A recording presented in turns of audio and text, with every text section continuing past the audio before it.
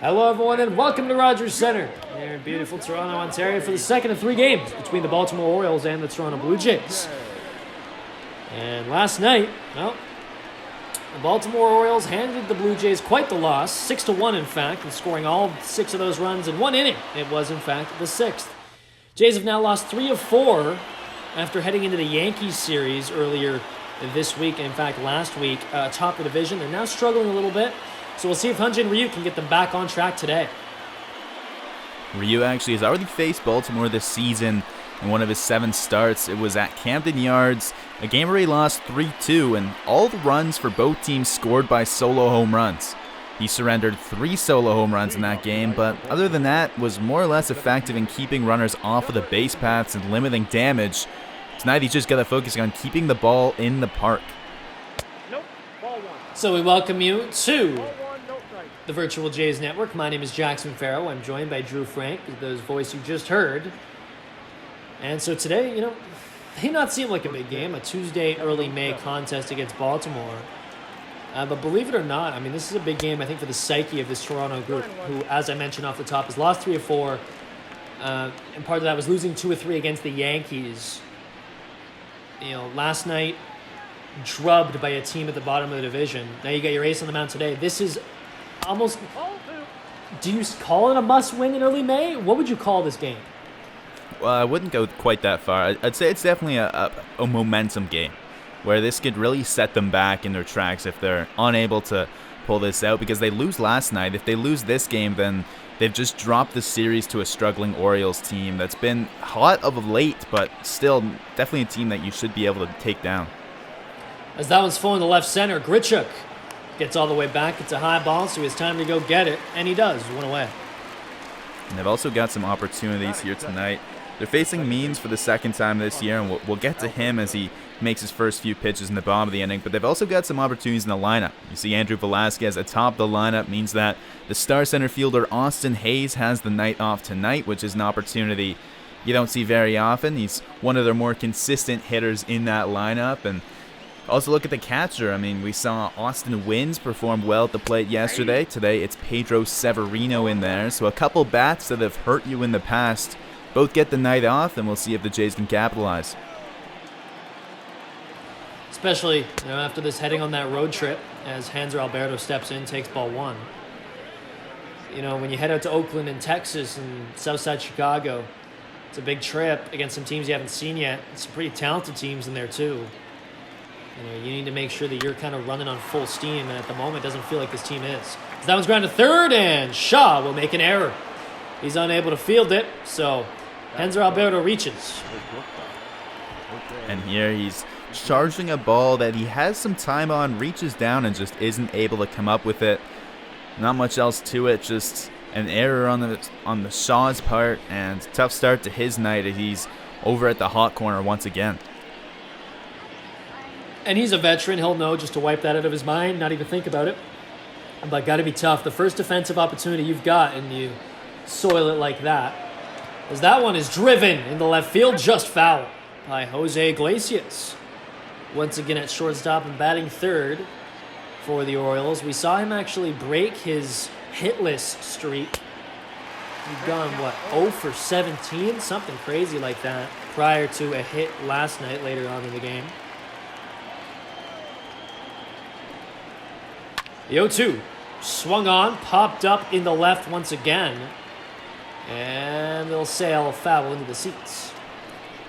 Stung that one hard. It had lots of hooking action on it, get to the play, but that one looked dangerous. 0-2 to the veteran. Taken right up the middle, strike 3 called. Well, there's the curveball from Ryu that freezes Iglesias on the outer half of the plate. Starts it outside, lefty on righty, means it's coming from the opposite side of the plate, and he just catches the back door there as that one breaks just enough into the zone to get him to look, and that's strike 3 for his first strikeout of the night. So Renato Nunez steps in, 5 homers on the year. His .228.1 average ranks second on the Orioles. I guess that tells you what kind of offensive showcase they've put on to start the year. Not very much, in fact. Baltimore ranks 30th in every major offensive category, aside from stolen bases, in which they're 29th. But runs, 30th. Home runs, 30th. On-base percentage, 30th. No excuses, I think, if you're the Blue Jays, especially from a pitching standpoint. And you've really got to make some good outings here because we head to Oakland next. I mean, that's a team that's 4th in the majors in runs scored, a very different team operations-wise. Yeah, it sure is. A bit more, of piecing things together, a bit more, non-traditional. I don't like the Rays. I always connect those two teams, mainly because they're small market, don't have the budget, but they're still competitive often. And that AL West is fun. We're going to see a couple of those teams, as we mentioned, next week, Oakland and Texas. So we'll have full coverage of that here in the VJN. 1-2 to Nunez as Ryu looks to work through this inning. Fouled off, battle continues. And that one's fouled off of Danny Jansen, who's back behind the plate again tonight for 2 nights in a row. He had Sunday off, but now gets double duty on both Monday and now Tuesday. 1-2 the DH, fouled off. Yeah, Jansen, one of the most reliable hitters in this Jays lineup. And defensively, he's been solid as well. Yesterday, 1 for 4 at the plate. And Nunez strikes out swinging there, so a couple Ks. And Ryu was able to get through the first inning unharmed here. So, we'll head to the bottom of the first. Bichette, Panik, Grichuk due up for your Blue Jays.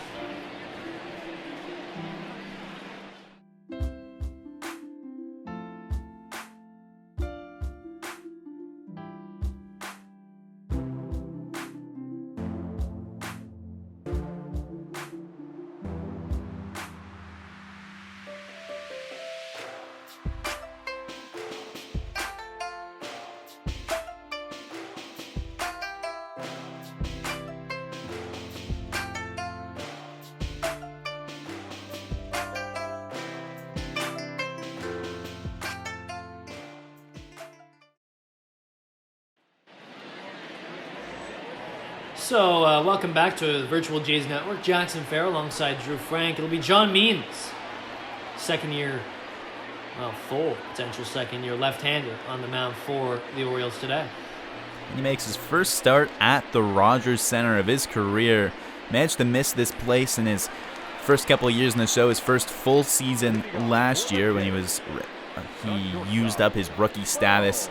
And he's going to come as a 4-pitch pitcher from the left side. He's got a fastball in the low 90s, but he's got a big looping curveball and a slider with lots of sweeping action to it. So it's those big breaking balls that you'll see him being most effective with. And defensively for the Orioles today, Stevie Wilkerson gets back on the bench. So Anthony Santander slides to right. Dwight Smith Jr., former Blue Jay, back in his old stomping grounds in left field today. Nunez DHing, Iglesias at short, Alberto at second. Andrew Velasquez slides in at center today. We talked about Austin Hayes being out. Rio Ruiz back at third, Chris Davis at first. As Bichette's in a 1-2 count now.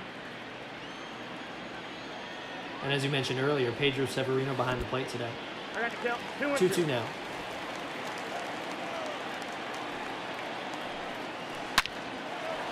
As he slaps that one into right, and Santander's going to field it. So a leadoff single to right for Bo Bichette.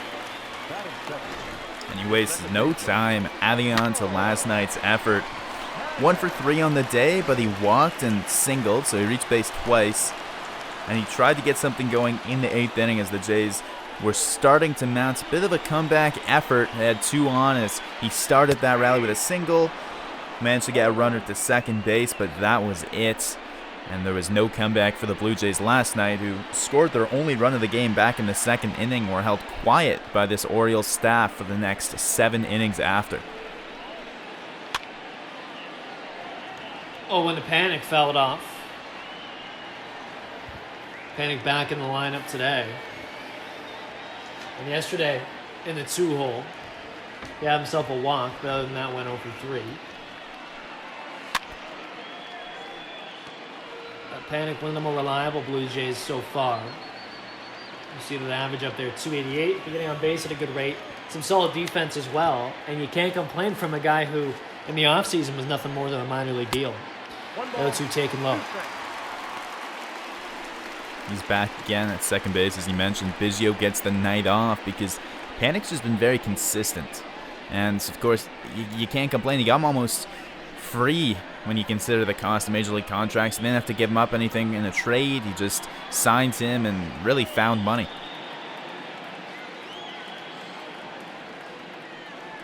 1-2 to the second baseman. Swung on, fouling off.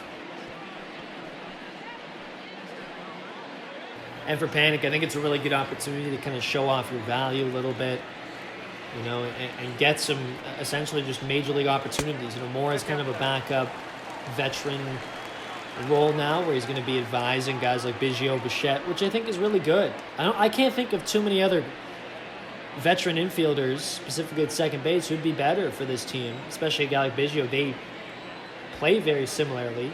You know, they profile as strong defenders. Biggio maybe a little more pop, but ideally, if you can get both Bichette and Biggio to be pretty good contact hitters, the way Panik has been in his career, mixing him with that good defense. And of course, Panik's got that World Series experience he just can't put a price on. 2-2 fouled off. And even looking to reestablish his own value. I mean, compare him to Curtis Granderson, who was a Blue Jay a couple of years back. The Jays gave him just over 300 at-bats when he was with them, but then the next year he was able to get basically a starting gig in Miami, where he was part of a rotation in the outfield, but he started quite a few games and largely given the opportunity because of what he was able to show flashes of in Toronto.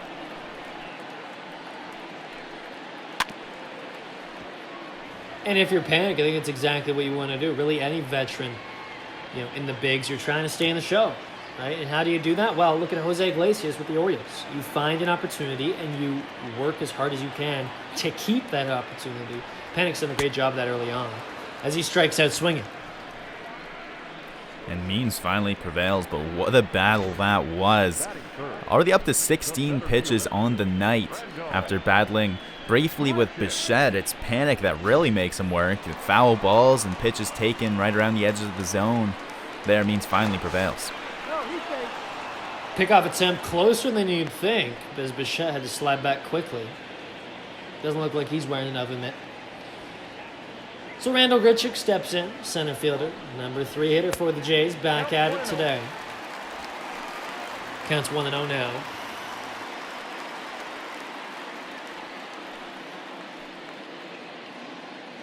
And a day off yesterday for the Blue Jays regular center fielder, probably a much needed one. They've been playing him, like I said, pretty much every day. As he takes inside strike one.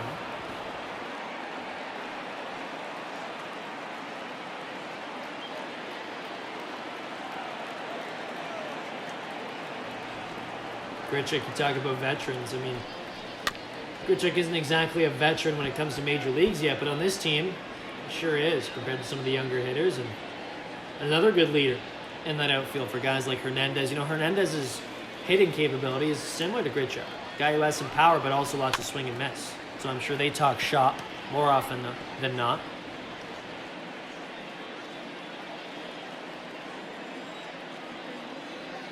One two here to the center fielder as John Means looks to work around a leadoff single from Bichette.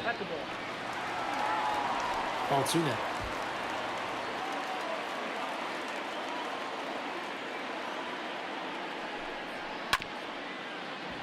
Two fouling off, so we're seeing these Blue Jays hitters take a pretty simple approach of battle the pitcher, make him work early on. Let's get into that bullpen.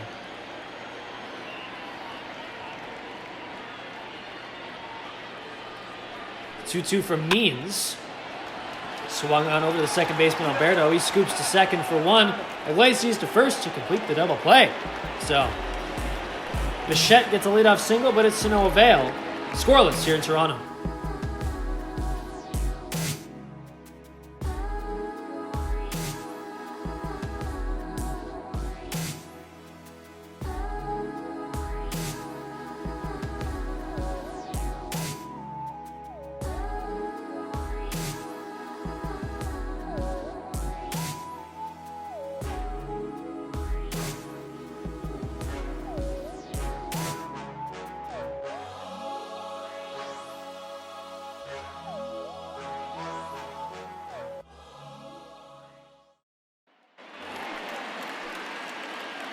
Well, welcome back. So it'll be the former Blue Jay Dwight Smith Jr.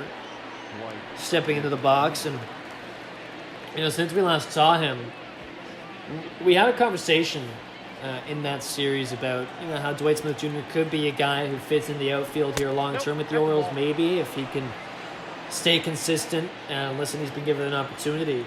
But we see now a very difficult trend for him in the first month or so, hitting below 150 now. One home run, and that was actually off this man right here, Hyun-Jin Ryu. And maybe that'll spark something. I mean, he's been struggling, and it was an unlikely home run. Smith Jr.'s hits righties better throughout his career. One of the best lefties in the league, in either league, really. The reigning National League All-Star Game starter of all the people to break out against. It doesn't look like he's going to do it here as he lifts it out to center field, but for someone that's been struggling, usually you wouldn't circle Hyun-Jin Ryu on your calendar as a day that maybe you're going to turn things around and not the start he was looking for tonight, but you've got the porch out in right field, similarly short distance to where he hit it in Baltimore. Not the same tall wall, and it's a couple feet back, but the same sense. It's not the hardest part to lift a home run ball out to that field, and he's going to have a couple more chances tonight to try and do just that.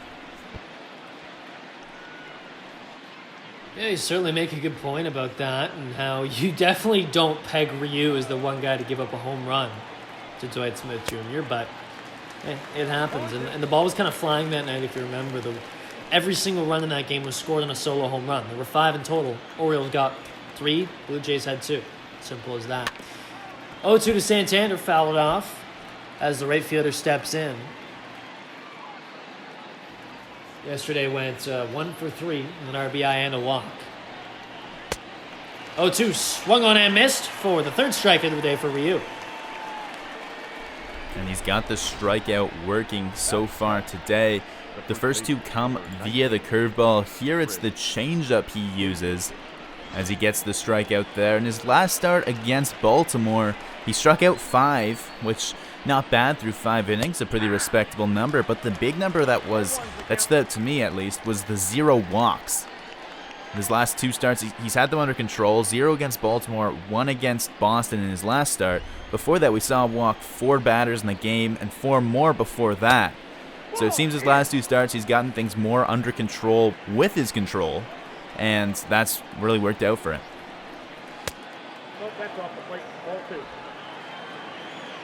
You need some of that good control against Chris Davis, who had a 2-run shot yesterday on a Yamaguchi pitch right inside belt high where he likes it. He's like that his whole career.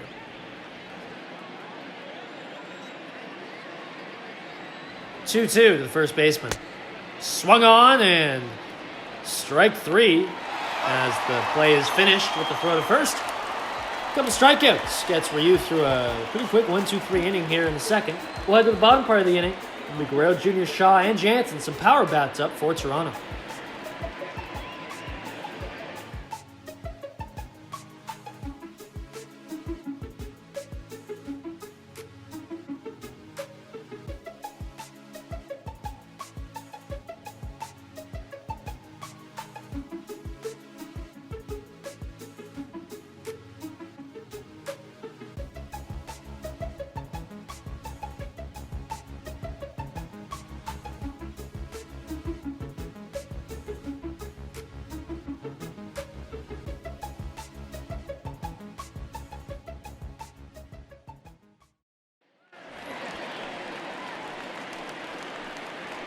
Leading up for the Jays, the designated hitter, Vladimir Guerrero Jr.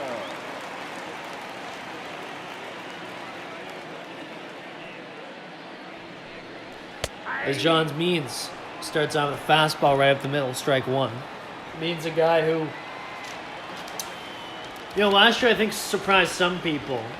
Putting up a 3.60 ERA and finishing second in Rookie of the Year voting, putting up a 4.8 WAR. I mean, when you look at wins above replacement, he was the best player last year.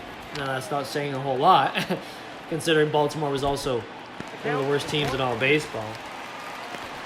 It's interesting, though, with Means, because heading into the All-Star break, he had a 2.50 ERA. And then end of the year, it's more down to 360. So it's very clear. A really good start. He kind of thrived off that as the season went on. 1-2 to the DH. Swung on, fouled. And a lot of the reason that he kind of had the stronger first half than second half was because in the second half, a lot of his fly balls were just leaving the yard a lot more than in the first half. And he doesn't have necessarily a sinker pitch or a splitter that will really induce those ground balls. So he does tend to induce more fly balls than most. And in his park and in his division and all the parks around the American League East, where he'll be pitching most of his games, that can be a dangerous habit. Full count pitch, just foul down the first base line.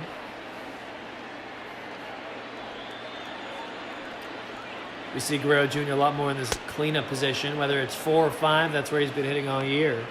Strikes out there. That's the second strikeout on the day for Means, and both from the fastball on the upper half of the zone. The one against Panic was actually above the zone, and what that tells me is even though it's coming in at 92, 94, something in the mid-90s, that's not necessarily going to earn a strikeout on its own. It means he's really setting up these hitters well to look for that off-speed pitch, to look for that changeup. So when he runs that fastball in the upper half, it's going to come in looking a lot faster than it actually is and get hitters late, as you just saw from Vlad there. And it's interesting with Vlad because, as I just mentioned, normally in the 4 or 5 hole yesterday, he got an opportunity in the 3 spot with Grichuk getting a day off and didn't fare too well. 2 strikeouts, 0 for 4. So that's one of the reasons as to why we see him kind of back more in his comfortable cleanup spot today, which means Travis Shaw moves down 1-2. We saw him error in the first at third. 1-2.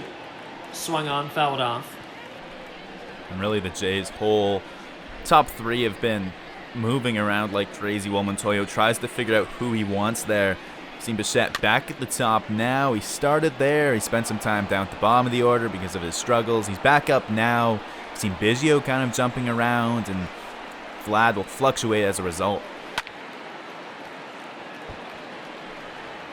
As that one's pulled foul.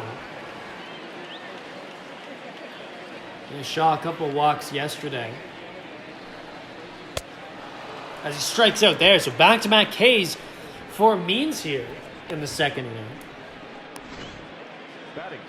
And a nice pitch there on the inner half. You can see as we slow it down, Shaw is way out in front of this pitch, and he gets his bat entirely through the zone before that pitch gets there on the inner half. So he was looking fastball and just was a little out in front there and unable to stay alive against Means as he's retired.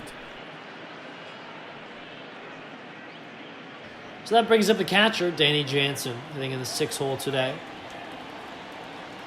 You just saw his batting numbers, but yeah, pretty good across the board. One of the upper echelon hitters in this lineup, and had a 3-run shot against the Yankees on Saturday. What a great hit that was. A couple of homers in Baltimore last time we saw them as well. The 0-2 taken inside, ball 1.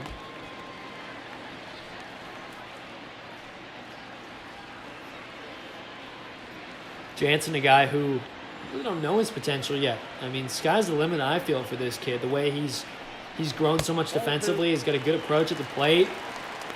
Pretty good hitting tools as well. I mean, here's a guy who could certainly have a long career in the bigs, and I expect him to, frankly. I agree with that. I mean, especially with how we've seen his defense develop so rapidly last season. The 2-2 is down the line, and that's going to be fair. That's a fair ball off the wall. Left fielder Smith Jr. Fields throws to second, but Jansen is able to slide it in time, so a 2-out double. And already his 7th double this season, just in the early days of May. That's a good sign for him because last season he saw his batting average really plummet because he wasn't able to make as much contact, and when he was, he just wasn't hitting balls hard. And so far this season, we've seen him not only being able to get the bat to the ball more, when he has, he's really driven some balls hard as you see him hook that one right down the line with some real power behind it. Yeah, that was a really close one. And it's interesting because the left fielder, Smith Jr., was running over regardless. That's a really heads-up play. You know, here he knew right off the bat, okay, that one very well could be fair. And he was there to react in time when the ump ruled it in play. Certainly could have been another base if that weren't the case. So Gurriel Jr. steps in quickly in a 2-0 count here.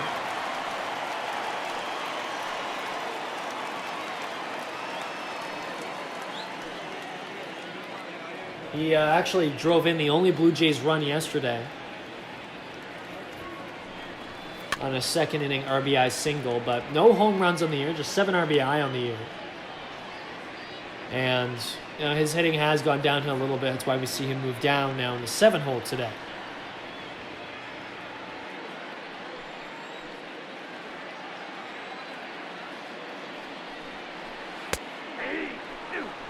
As he takes inside, strike 2 called. It's a dangerous spot for the changeup because if he's going on the inner half against the righty, it means it's going over the plate its whole time through the zone to catch that inner corner, and Gurriel just watches that one, but could have done some real damage. 11 home runs in his first year, 20 last year, hit 277. In just 84 games, I may add. So the power's there, we just haven't seen it quite yet this year. 2-2, 2 away, taken outside, full count now. And now Meetings has really worked. Already at 50 pitches so far in this outing. He only went 5 innings in his last time against the Jays. They were able to work him quite well to get him out early, but this time they're working him even more. The payoff, runner will go. Swung on and missed. A strikeout to Gurriel Jr. And so we're through 2 innings here. Still a scoreless game in Toronto.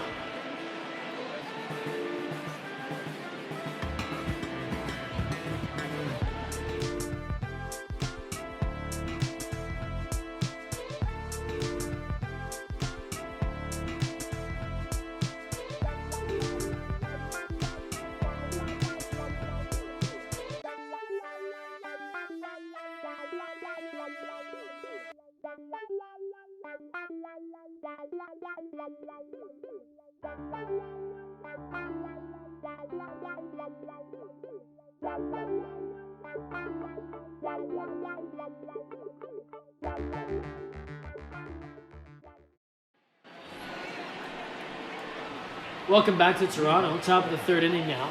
The third baseman. I've seen a number 8 hitter, Rio Ruiz, back at 3rd base today for the Orioles.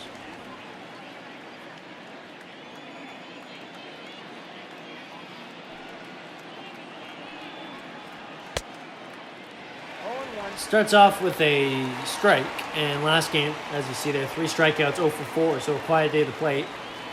And no easy task today, especially if you're a lefty against Ryu. As that one's popped up, 3rd base side, Shaw makes the play. And all 3 of the strikeouts, 2 of the 3 strikeouts came via the swing and miss on the fastball last night. His first one was also swinging, but it was a slider he chased down the dirt. Struck out in the 5th. He also struck out in the 8th, Ruiz did, on pitches that were both in the zone that he just swung right through. So one of the reasons you see him down is he's got the power, but still working on making contact and really working on his batted ball skills to elevate his game. So they Pedro Severino hitting just 174 on the season. Spent some time in Washington. And he'll take inside for ball 1.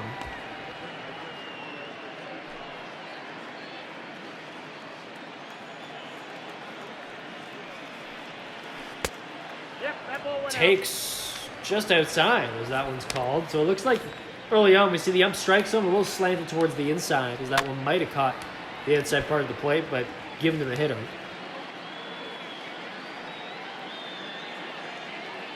But Severino just 26, debuted in 2015, spent 3 seasons in Washington, so still relatively young, still someone you can mold into a very viable catcher of the future in Baltimore.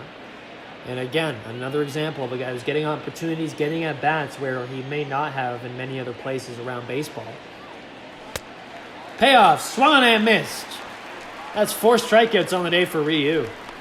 We're seeing strikeouts on both sides as both pitchers, maybe not the most strikeout-heavy guys usually, but we talked about it. Both of these offenses have struggled recently and struggled on the season as a whole, so if there was ever a night to really rack up the strikeout counts, why not tonight?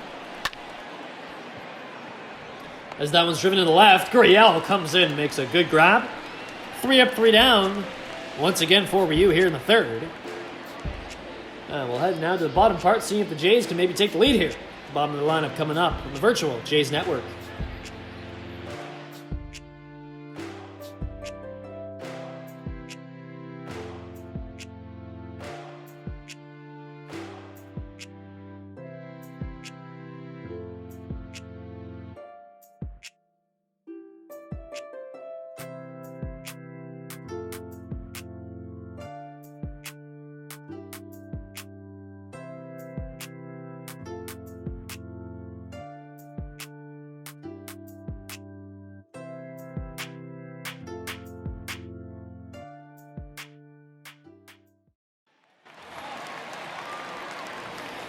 Welcome back. It'll be Hernandez, Tellez, Bichette The right fielder.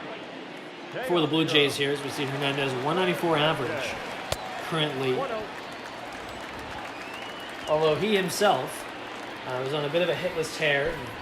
Last night was 0 for 3 heading into the ninth. Got himself a single, so maybe a little bit of confidence after that. Still in the 8-hole, however. Swung on and missed on the fastball. Evens up the count at 1 now.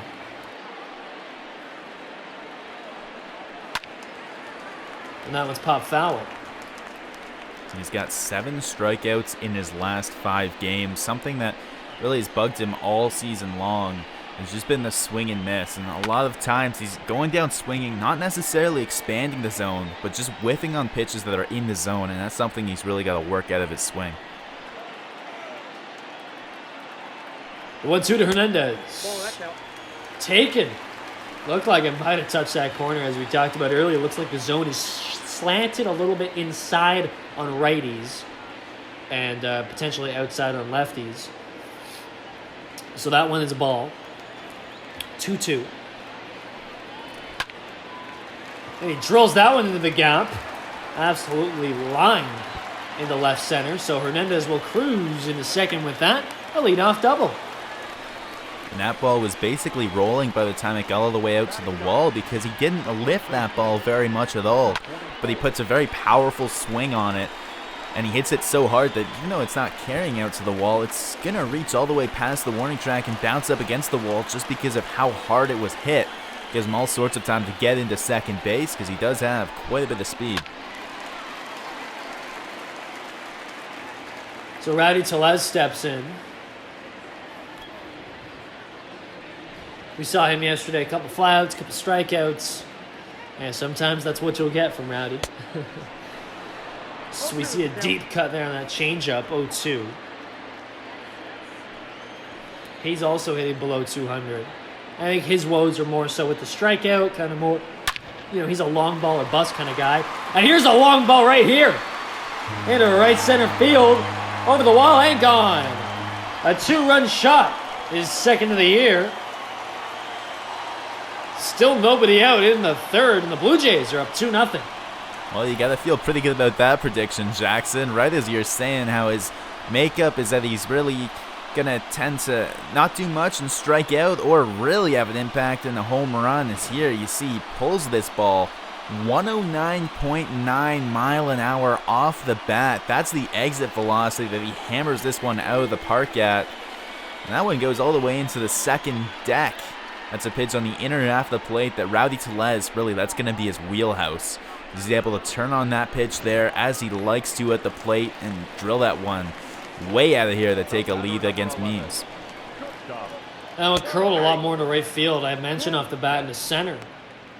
And then it ends up somehow in the seats. He really torched that one and some serious pull on it. So 2-0 ball game now. Blue Jays lead. It'll be Bo Bichette, who singled in the first up now, looking to follow that up. And if it means now, I mean, you're already into the 60s. You're probably going to be into the 70s at least by the time this inning is over in terms of pitch count. And we'll see what Brandon Hyde, Orioles manager, as we see it now, he gets his bullpen warm. We saw Cole Stewart yesterday. Is there a chance we see him again today, potentially? I'd say definitely. I'd keep my eye, though, on Hunter Harvey because he's done really well so far this year. As Bichette lifts one into right, the play is made by Santander for the first out of the inning. Well, as we take a look at our standings here, this is the first time of 2020 that you'll see Tampa Bay ahead of Boston. Tampa Bay jumped them from 4th to 3rd yesterday. Actually, earlier today, as Boston, they lost their 6th straight game. They've won just 2 of their last 10, 6 losses in a row, and Tampa's been able to gain some ground if they've won 6 of their last 10. And I think we had a feeling that those Rays would come back up from where they were. Too good of a team to have the kind of start they did. That lineup is so versatile, crafty. You got some power with a guy like Austin Meadows. And, as Panic dishes that one to the left, it'll drop past Dwight Smith Jr., so a base hit for Panic here with one away. But you mentioned Tampa, and it's looking more and more. I think everyone's predictions should still hold. Tampa and New York, at the end of the season, should be battling for this division, with the Yankees having a pretty comfortable lead. But hey, the Blue Jays have had something to say about that to start the year. But got to keep that up, especially with Tampa coming. Ball 1 to Gritcher. Well, that's true. I mean, we won't see them for a while, but Tampa will be the next team that we see from this American League East, aside from Baltimore. After a bit of a road trip, the Jays will see a lot of new foes, but then when they finally come back to the Rogers Center, it'll be Baltimore, and after that, we'll go back to the Trop for 3. So a team that I always enjoy seeing because they bring something interesting to the table, and a slow start for them this year, but they're finally starting to turn things around. As Gritcher drills that one in the left field, Smith Jr. able to make the play.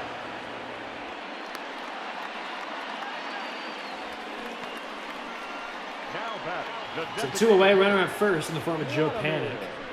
For Vlad Guerrero Jr., DHing once again today.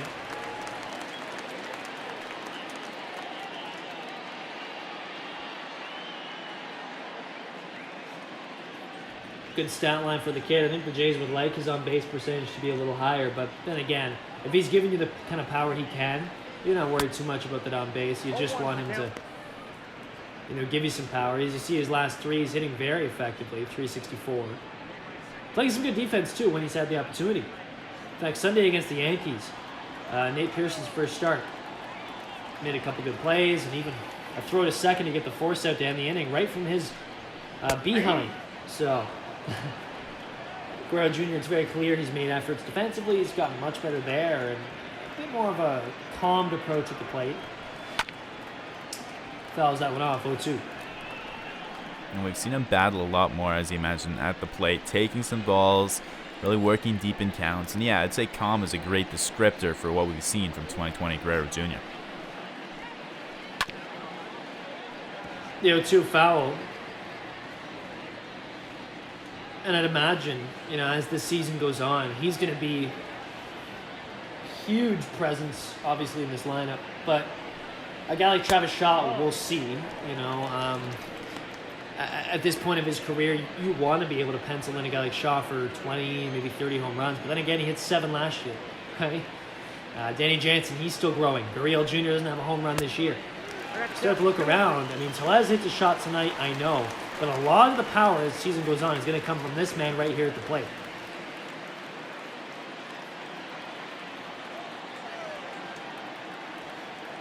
Two-two.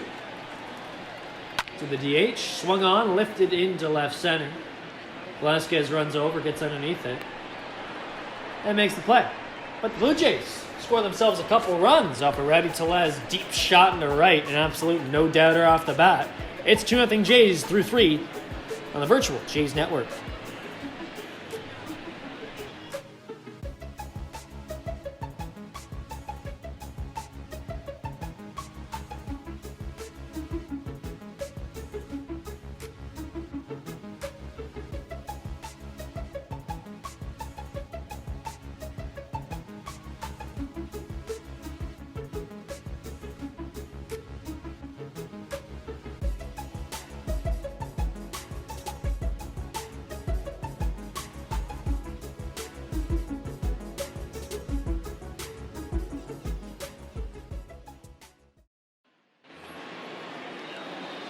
Welcome back to Toronto. It'll be Hyun-Jin Ryu The second baseman.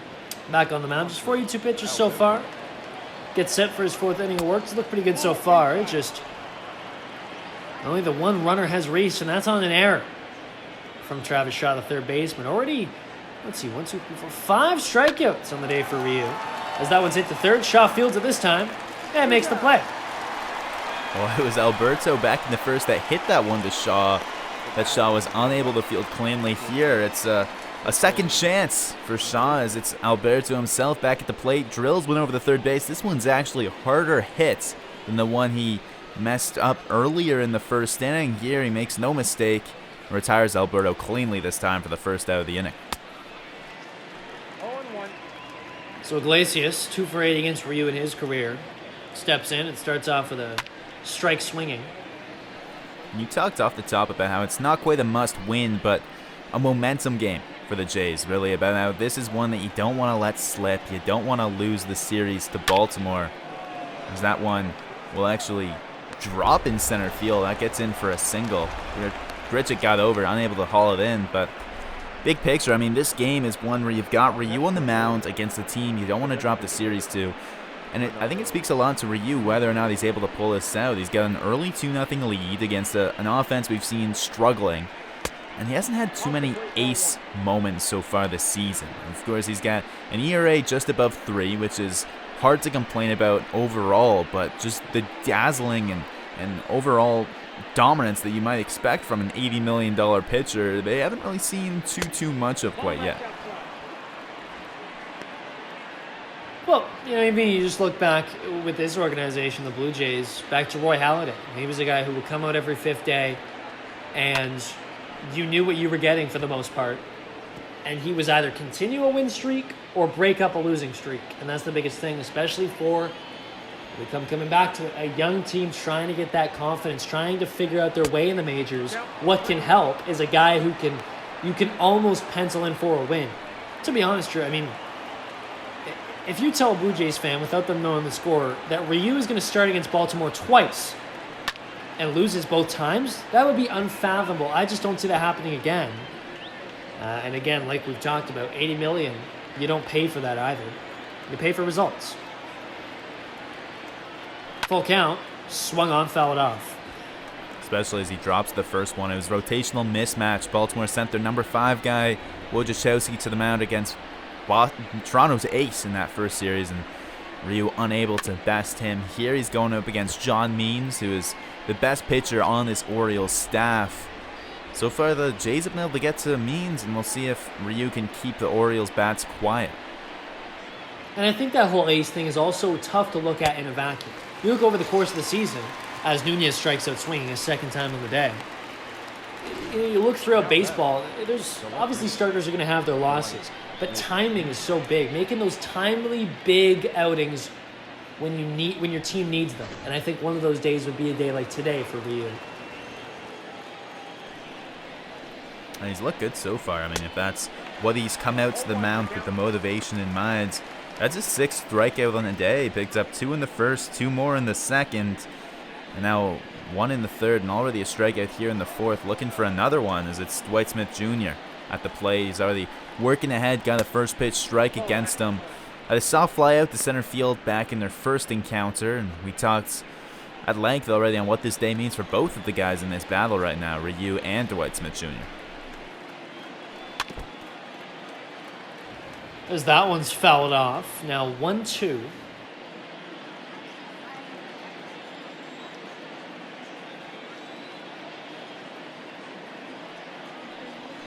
Two away here for strike 3 called on the inside corner. Dwight Smith Jr. doesn't like it. But Ryu, 2nd strikeout of the inning. He looks to be cruising now in this inning, or this outing rather, here in Toronto, up 2-0.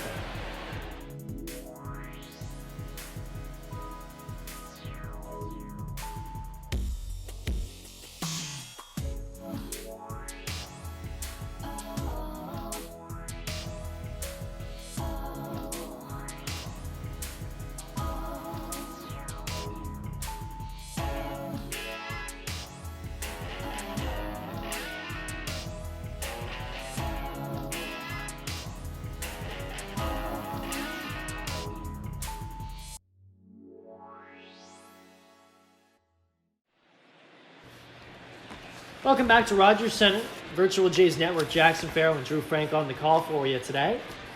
2nd and 3 against Baltimore. Last night we saw Baltimore win big, 6-1.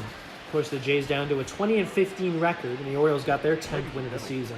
Your attention, please. As we're going to see a pitching change actually here. It will be Hunter Harvey. We had talked about it earlier with him and Cole Stewart getting warm in the pen. Brendan Hine goes to Harvey.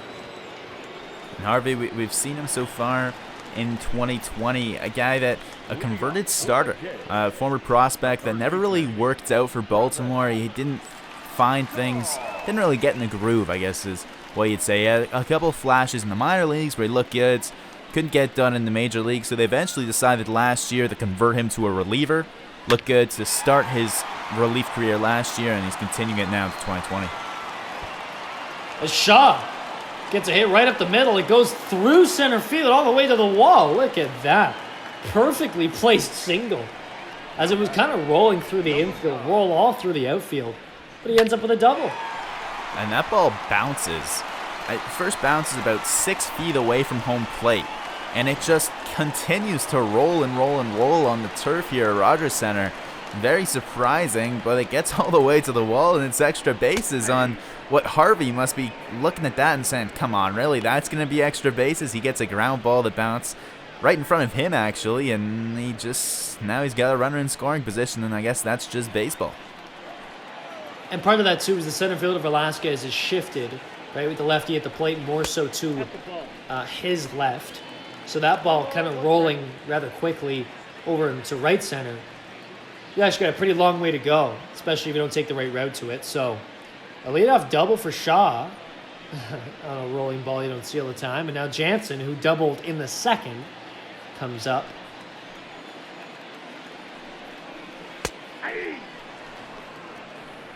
Part of the zone, strike 2.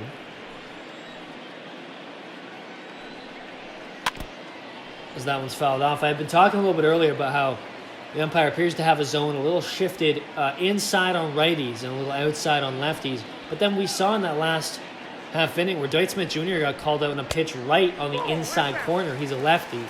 So, not really consistent early on here, this strike zone with the ump, although mostly close calls.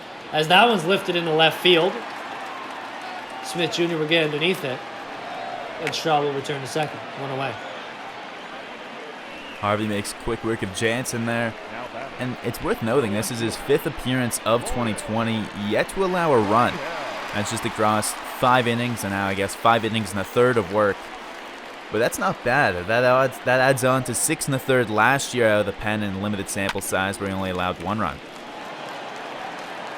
As that one's line is short, Iglesias goes to his left and makes a quick play, so 2 away. Now it's Teoscar Hernandez, who, like Shaw, doubled on what might have looked a little more innocent than a double.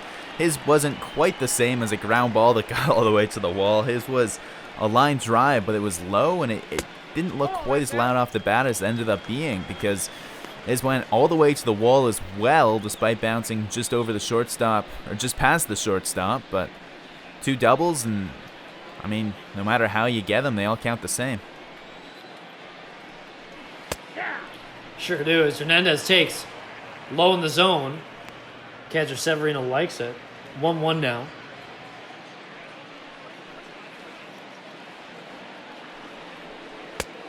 2 out, bottom of the 4th. Now 2 strikes. That changeup gets Hernandez to whiff.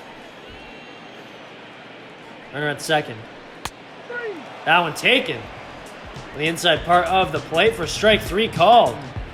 Hernandez strikes out, and Harvey's able to retire 3 hitters after allowing a leadoff double here in Toronto. It's 2-0 Jays.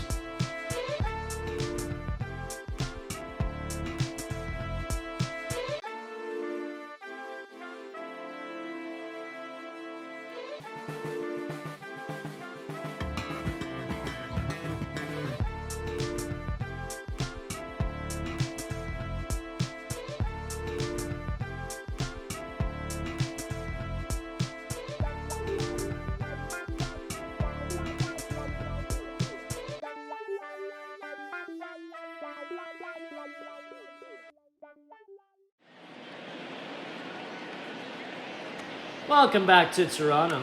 as we see the Orioles taking on the Blue Jays. 2nd of 3 here. And so Ryu will head back out on the mound. And it'll be interesting to see how long he goes, because he did run into some trouble against Baltimore last time out, allowing 3 home runs. So far, so good, though. Just 1 base hit and only 2 base runners, the other being on an error in the first. Only 59 pitches, and he looks to be running. As that one is laced into left field, so put my foot back in my mouth as Gurriel goes to field. A leadoff double to Anthony Santander. That was a pitch that he jumped on. He actually leads the team with doubles. 7 doubles coming into this game. No other Oriole at that mark. Here you see his 8th as Gurriel's got to go a long way, because that one stung right into the gap, perfectly between the 2 outfielders. Strike one called to Chris Davis, who steps in. And he has a huge contract. We've talked a little bit about it earlier yesterday, as well as the previous series against Baltimore, where he signed a big one and then really tailed off. But we kind of came to the conclusion it's not that big of a deal, not that much of an issue for Baltimore, because it's not like he's taking away money from anyone else. They don't have a lot of people to pay right now.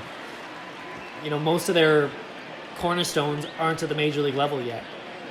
So in terms of big contracts and wasted money, dead money, however you want to categorize it, not a big deal to be paying Chris Davis, overpaying him.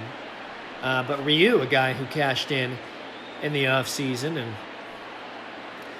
a Scott Boras client. And you know, you talk about Scott Boras in this country, especially in this city, it's very different connotation than most around baseball, as that one's taken. Because, well, to put it lightly, Scott Boras didn't really like Toronto for a while. They called it the blue flu that the Jays have, where whether they're not competitive or whatever it is, as Davis strikes out looking, 1 away now. And, you know, Boras represents a ton of different clients around baseball. He's had a couple run-ins with the Jays in the past. You know, he also represents Aaron Sanchez. And, you know, he had mentioned a couple of years ago how the Blue Jays have lost 1/3 of their fan base due to the blue flu because they don't bring in attractive players. Or perhaps the fact that they don't spend as much. Or perhaps, you know, they don't season their hitters properly, whatever it is. And so kind of calling this organization out, him and Paul Beeston, former president of the Blue Jays for a long time, didn't have a great relationship. So Scott Boras' clients really didn't appear in Toronto. Ryu kind of breaks that barrier. And so what I'm getting to, Drew, is with that barrier being broken, as you know, this new front office, and Boras were able to come together to get a star client to Toronto. Could we see more of that in the future? Is that one's ground to second? Well, I'd say, I guess the door is open now, is what you'd say. When he made that blue flu comment, it was the 2018 offseason. So just before, it was the season that preceded Aaron Sanchez eventually getting dealt to the Astros when the Jays were unable to re-sign him. So I'm not sure. An agent like that, anything he says has to have some kind of implication and bias for whatever contracts he's working on at the time. So that's a factor. But now, yeah, I guess good sign with the Ryu signing. And a diving try by Gurriel. He can't field it, though. So a run comes in to score, but he gets an absolute missile to second base. Panic places the tag. So Severino out at second also gets himself an RBI. More on that when we return. It's 2-1 now on the virtual Jays Network.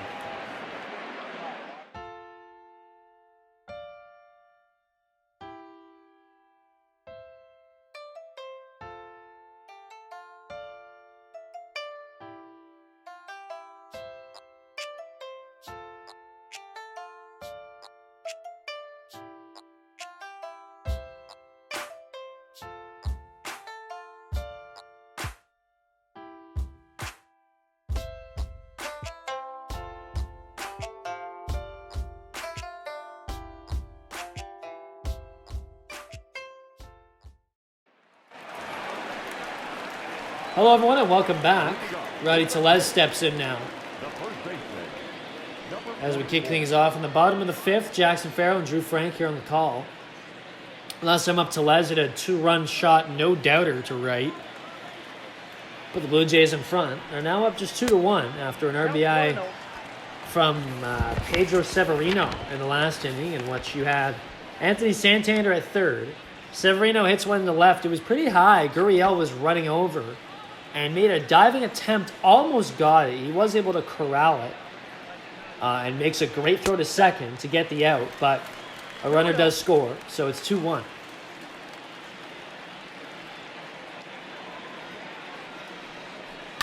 Tellez in a 2-0 count, rips that one foul. And the 2 in the score comes from Rowdy Tellez. And it's kind of interesting that he's exploded. He was the guy with the 2-run home run for the Blue Jays. This homestand, he'd been very quiet. Just 2 for 21 before the home run. Now that's his 3rd hit, and what a big hit it was.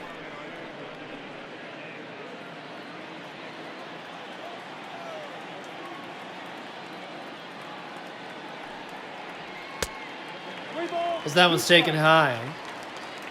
We saw Tellez last year. Hit 21 home runs, hit just 227. And this year he's still hitting below 200 early on, I know. But a 2-run shot will help those numbers, I'll tell you that. Payoff to leadoff hitter Tellez. Taken inside for a walk. Well, not only the 227 average you mentioned from 2019 is a little lower than you'd like, the bigger number that jumps out to me is the 293 on base percentage. First base and DH, where he plays mostly, you really expect a lot offensively, and that number itself isn't going to quite cut it. Well, and especially from a guy who, Tellez more or less is only a 1, maybe 2-dimensional player, just because of defensively, he's been okay at first base, but I think long term he's only a first baseman and more likely a DH. So defense, he's not giving you a whole lot, not going to give you a lot of contact. If he's not getting on base, the one thing he has is home runs. And, it doesn't seem like he's going to be a guy, in his prime who hits 35, 40 home runs. So he needs to have that second tool. A double play there. Wipes Tellez out from the base pass as Bichette hits into that. And what's on the replay? Iglesias flips this to second. The ball does not touch his hand as he gets a little fancy there to start things off. And they get to first well in time because essentially no transfer time. As soon as it gets in Iglesias' glove, he's shoveling it over the second base, and nice play. A very crafty shortstop, Iglesias is. Nope, that's inside. Panic steps in, takes ball 1. His last 3 games, he has a couple RBI. Of course, the home run the other day, that was awesome. He yanked that ball to right. 2 balls, no strike. 2-0 count. Last time up, he singled in the left.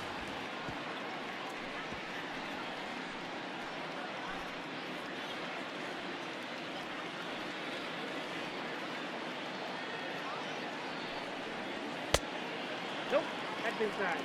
Takes inside ball 3, so a good hitter's count to panic with nobody on and 2 out, trying to get something going against Harvey, who's looked very effective in this inning.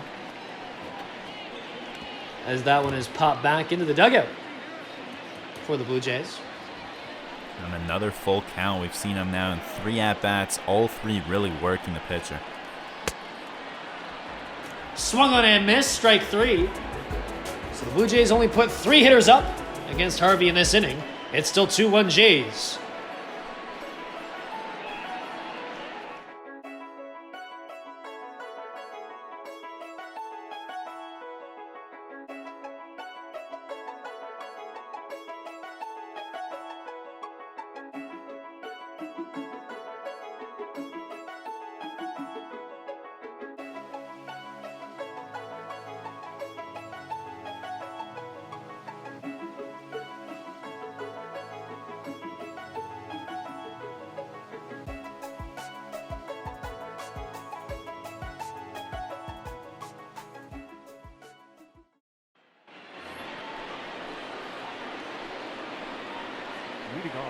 Welcome back to the Virtual Jays Network. Number 88. It'll be Andrew Velasquez back in. He's over 2 on the day, and we'll see now as we enter the 6th inning here. Pretty close game. Ryu still in the game. And only 70 pitches, so he's still good for a while. We were talking a little bit about his agent and his whole contract situation last inning. And, you know, just to return to that, I think it's fascinating. A shift that's clearly taken place. As that one's hit down the left field line. Looks like this could be 2 as Gurriel goes to field. And no, in fact, Velasquez will just stay at first. Doesn't want to test that missile arm from Gurriel. Now that the second baseman. Alberto. Back to that conversation, I think it's pretty clear, as we see Velasquez absolutely rip that one fair, that, you know, long term now this is a location that Boris is fond of, that he may direct his clients to consider a little more, especially if they're willing to pay. As that one drops in right field, Hernandez fields it, and all of a sudden the Orioles are in business here. First and second, nobody on as Alberto reaches. That's a tough one to have drop in because there's all sorts of hang time on that. And Teoscar Hernandez is pretty speedy out there for an outfielder. Covers some decent range, but by the time he gets there, that ball just drops. And tough play. As that one's grounded short, Bichette can't field it cleanly. He goes to 1 and gets the out. Had a chance for 2 there, wasn't able to get it as he fumbled it on the fielding attempt. And we saw the 6th inning yesterday where things got really out of hand for the Blue Jays. 6 runs came in to score. But Bichette had an opportunity to turn a double play and wasn't able to get his footing right to get it done in time. And 5 runs scored as a result when he could have ended the inning. Hopefully here for Ryu and the Blue Jays' sake, not going to be the same thing here again tonight. So with a couple runners on, and just one out, Pannone and Romano are warming in the Blue Jays bullpen. Throw that down. As that one's taking low, ball 2 now to the power hitter Nunez. I think out of anyone aside from maybe Chris Davis in this lineup, you do not want to face Nunez in a situation like this. One of the worst hitters in this Orioles lineup to have up now. 2-1. Nunez 2 strikeouts on the day. 31 home runs last year in his first full year. Swings and misses there for strike 2. As the Orioles have the go-ahead run at second here in the 6th now.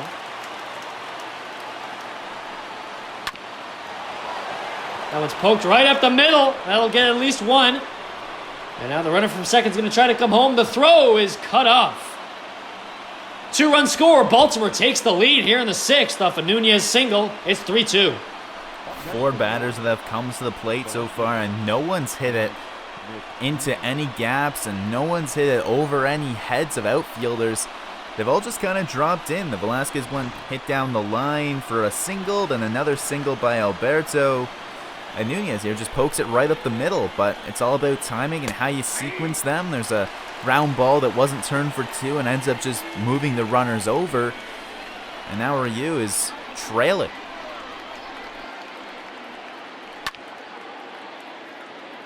As that one sprayed foul by Smith Jr. Yeah, a lot of balls just hitting the weird locations, as you said. I mean, Nunez's 2 RBI single was kind of just poked right up the middle.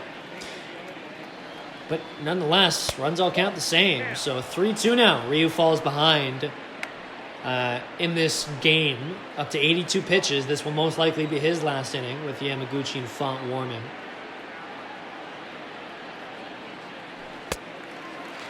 Swung on and missed, so a strikeout for Ryu. Now 2 away. 9 on the day for the left-hander. And through the first 4 innings, Ryu had just allowed 1 hit. It wasn't actually until the 4th inning that they got their first hit of the game. It was just a measly single up the middle. In these last 2 innings, they've really seen something. It started with the loud Santander double, and since then, the Orioles, not sure whether it was a certain read they got out of his delivery that got communicated across the bench, or if it's just the case of what you hear about third time through the order giving more struggles. I mean, this 6th inning started off with the leadoff man in the lineup. It was Velasquez who was seeing Ryu for the 3rd time, and everyone that's come up, the same thing goes, and maybe that's a case or a potential explanation for what's happened here.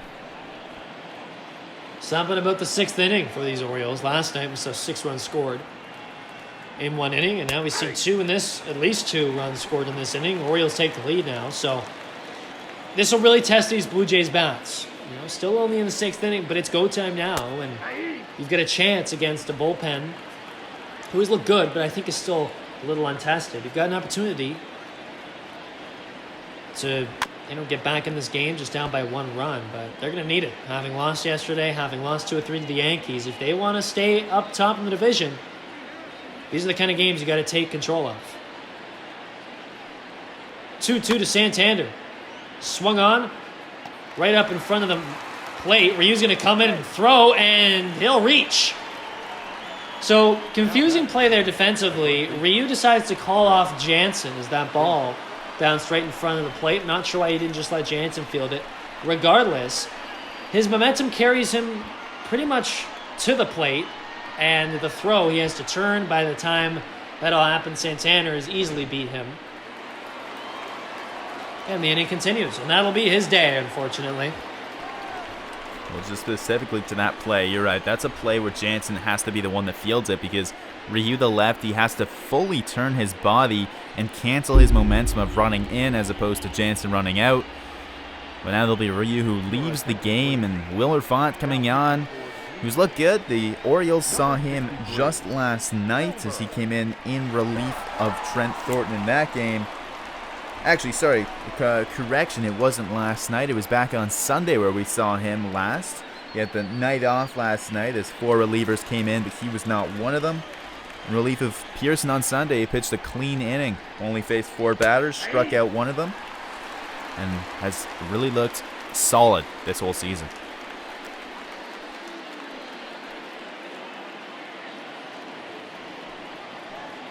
Yeah, he sure has. He's been put in some tough situations, been able to work past them, and now against Chris Davis, runner on first and second. That one gets away from Jansen, but gets back to it quickly. I mean, we saw Chris Davis in a position last night in the 6th with the runner on, and he took Yamaguchi yard, so I think this time Montoya decides to give him a different look.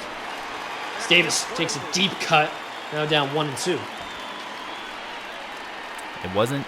The last time was April 12th that Ryu went a full 6 innings for these Jays. We talked about what it takes to be an ace. Well, if we set the bar low and say a quality start's expected each time, you got to go at least 6. Just hasn't had it, especially against Baltimore for whatever reason. And, you know, it happens. It's still a close game. It's not like he got shelled, but for whatever reason, he has difficulty against this lineup. As Davis fouls that one off, 2-2. And, you know, I think that's something, we're still early on. I'd imagine by June, July, Ryu will have those things figured out. Still an adjustment, some new teams, some new looks, but yeah, another disappointing, to be honest, start from Ryu because he leaves the game in line for the loss, and that's just not good enough for the Rays. As Davis strikes out, so Font is able to complete the inning, but it was a pretty damaging one for the Blue Jays. As the Orioles take the lead, it's now 3-2 Baltimore. We head to the bottom of the 6th. The Jays need some runs on the virtual Jays Network.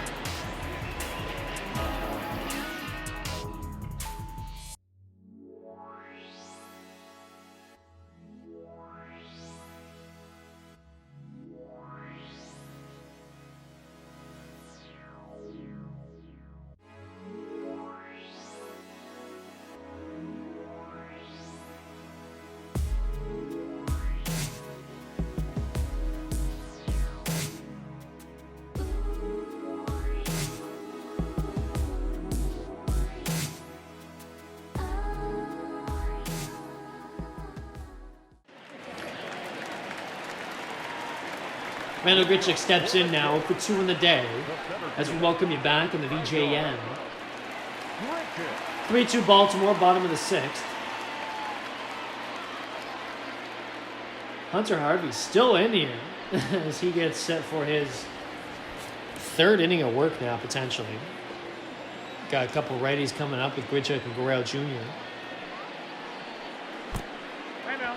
As that one actually hits Grichuk. That one shoved well inside, just kept moving and moving, lost control of it, and it Bounced off Grichuk's lower body there, as you see. Yeah, right off the knee. Thankfully, he's okay, as that one, I mean, seems to be fine. He's running it off pretty smoothly, but that one sounded pretty painful. And the knee is tough because that's right on bone depending on where you got it. It looks like he's okay here and doesn't take much time to walk it off. So hopefully for his sake, of course, no injury there. He's going to stay in this game. It looks like he's okay and narrowly avoids a scare.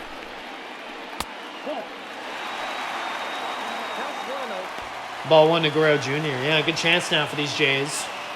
With, power coming up. You got Guerrero at the plate, Shaw, Jansen, Gurriel all approaching.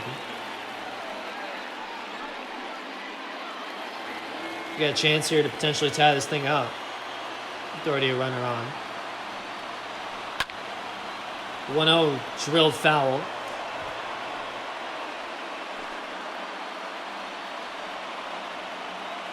Dome is closed today. Not a great forecast in Toronto. It was open the last 3 days, and it sure has been nice. As that one is foul down the third base line, so 1-2 now to the DH.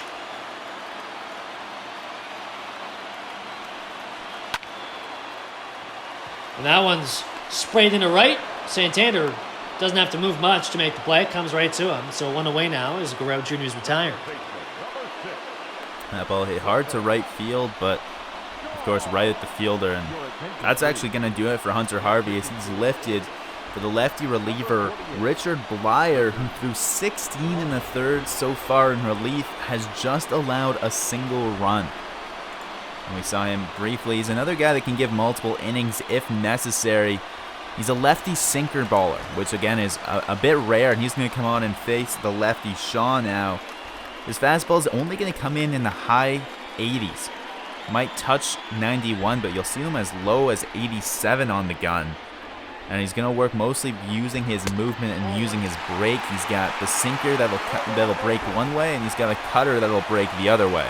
So you see the cutter there as the first pitch he throws. That's the one that'll break into righties and away from lefties like Shaw.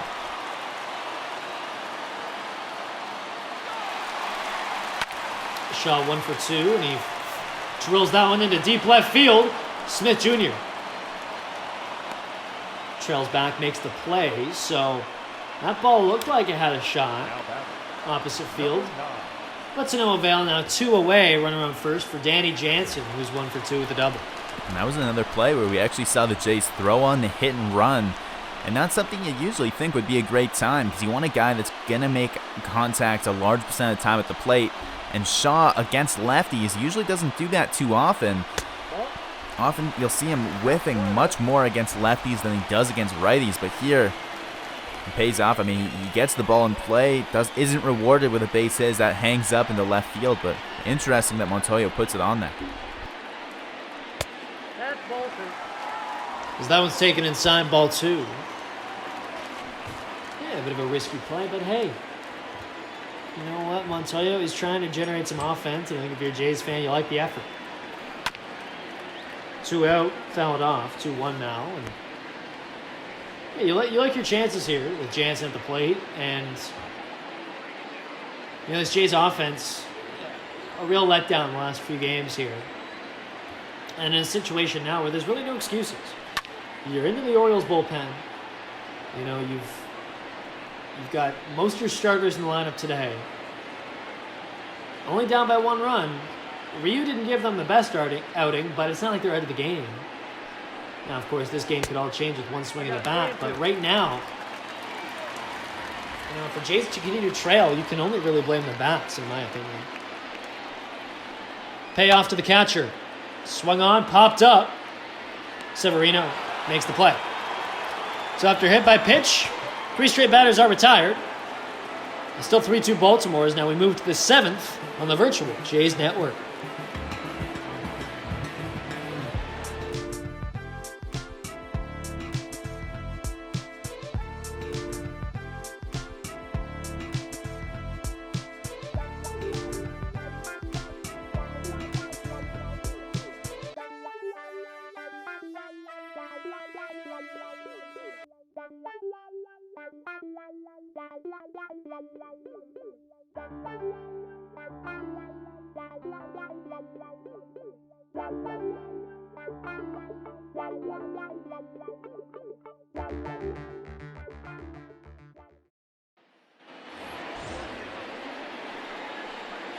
So it'll be Ruiz, Severino, and Andrew Velasquez in this inning. Rio Ruiz. Where Ruiz 0 for 2 in the day, third base today.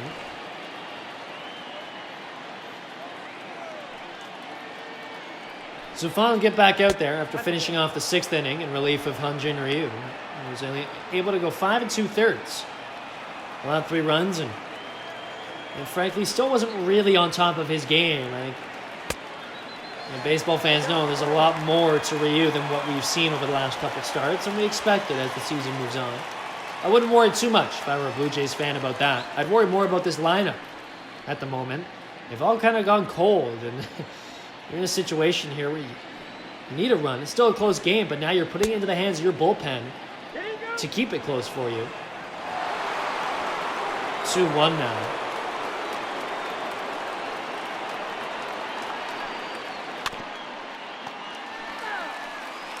As that one swung on foul.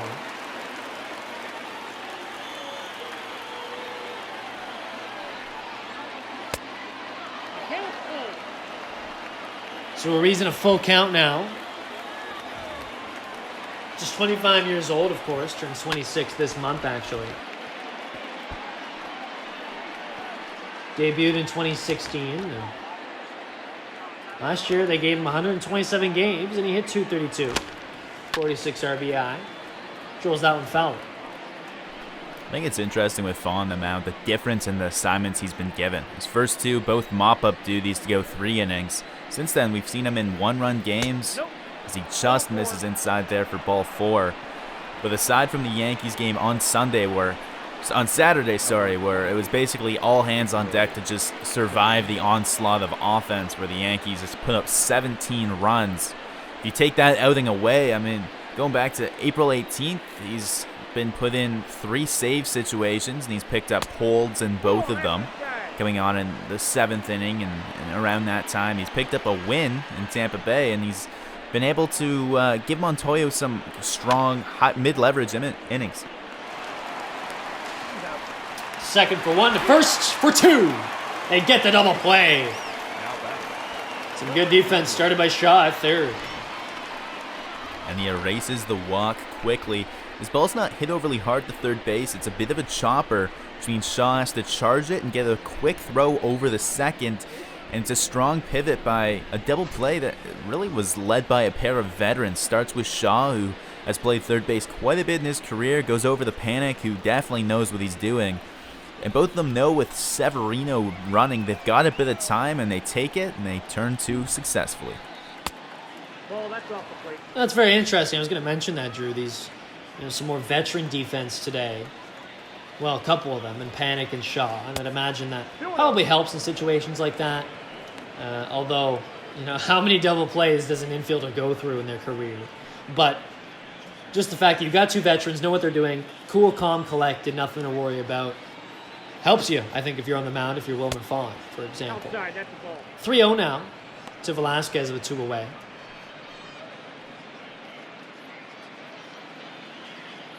And you talk about Font being used in some mid-leverage situations by Montoyo, and he's done a pretty good job of it. You look at his stats, they're pretty good. You look at his kind of approach and just usage in general, consistent. Okay, he's probably coming into the 6th, but the starter fails to go that long. And he bridges the gap to the back end of this very strong bullpen early on. Same thing with Yamaguchi. It's a good role. It's just a matter of, how often you can do that, right? Because going multiple innings, of course, not everyone can do it. Font certainly can, and he does it here. 3 up, 3 down. Only having to phase 3 batters in this inning after a cheeky double play. We stretch in Toronto now, and we'll see 7, 8, 9 hitters up next on the virtual Jays Network.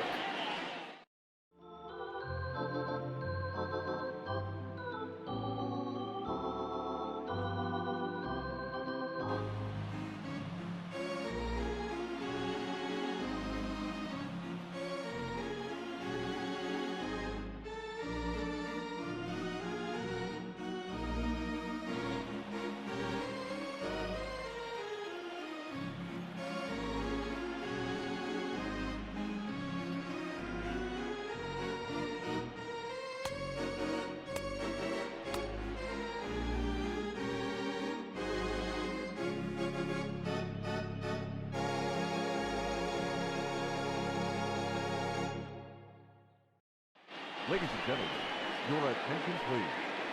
Now, This will be Michael Givens, one of the premier arms. number 60. Bit of a different look now for the Orioles.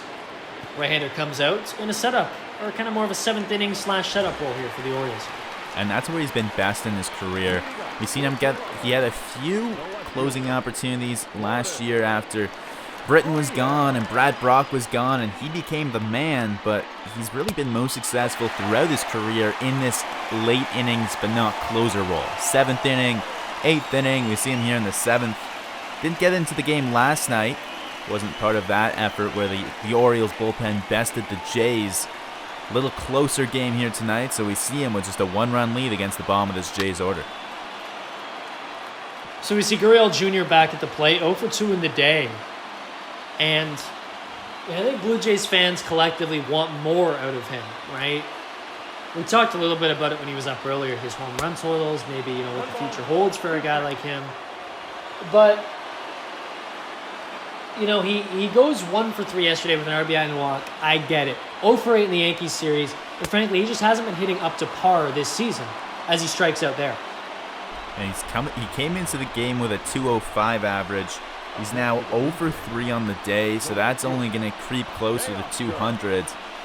And the strikeout here, his second strikeout today, both on breaking balls. First one a low curve from Means, now it's an elevated slider.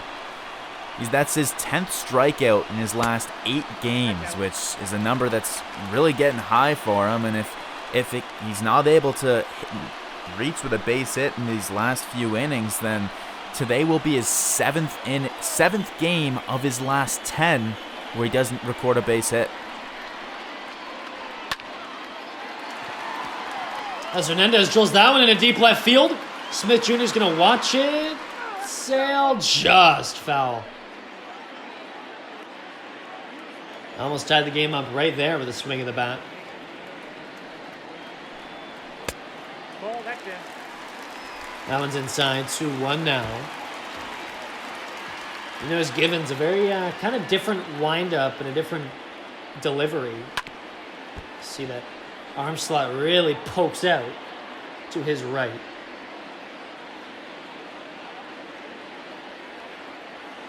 Former shortstop, so he throws a little funny, converted to a pitcher later on.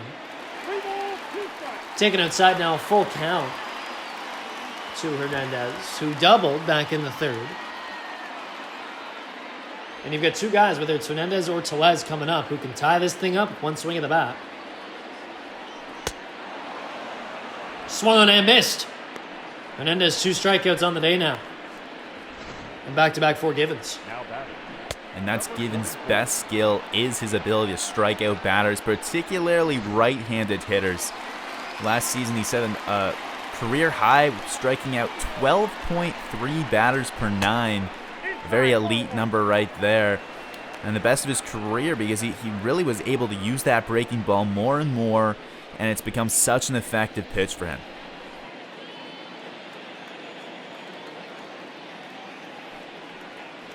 Two away, 1 out of Tellez. He's had a great day, 1 for 1 with a walk, a 2-run shot. Gave the Blue Jays the lead at the time. Ball, Use some more magic from the number 9 hitter today. 3-0 now.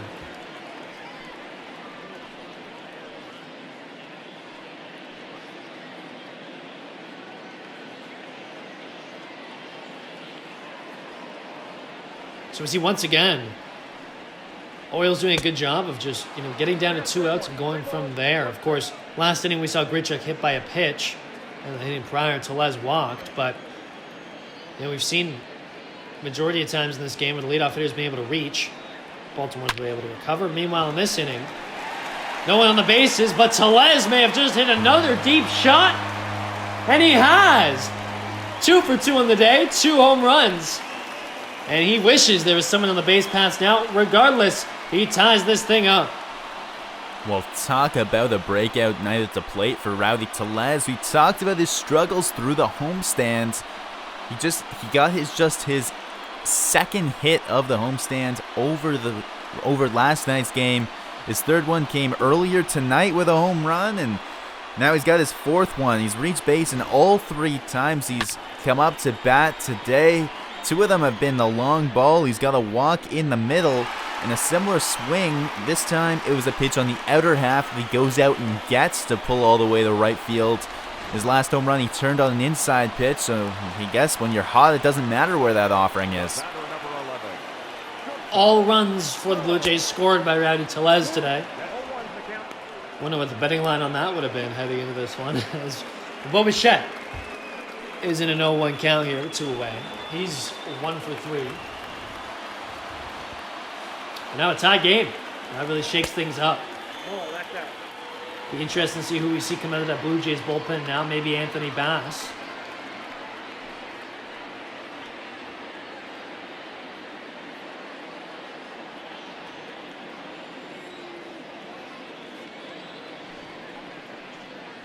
Aye. 1-1 taken for strike 2 at the knees there.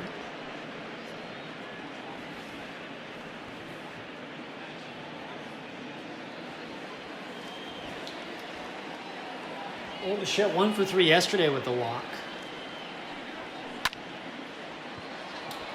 He swings on that one, flies it out into right. Santander makes the play. So, a couple strikeouts, but a Rowdy Tellez home run ties this thing up here in Toronto, as we see it there, through 7 on the virtual Jays Network.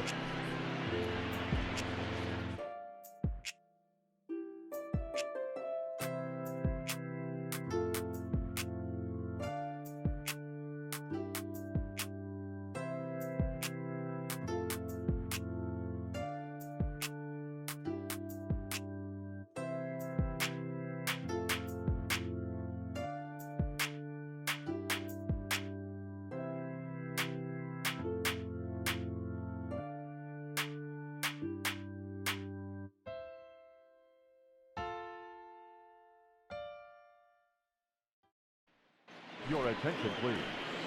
Now pitching for the Blue This will be Jordan Romano entering the game now for the Blue Jays. And he's got lit up recently, but he had a good start to the year, all things considered. And he's the only man in this Jays bullpen that's got a save, that's got multiple saves, not named Ken Giles. Giles, of course, the true closer, but we've seen Romano pick up a couple saves.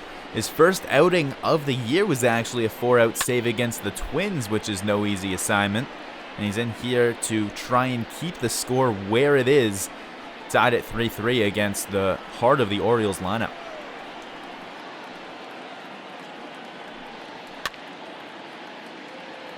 One fouled off. As we take a look around baseball, I mean,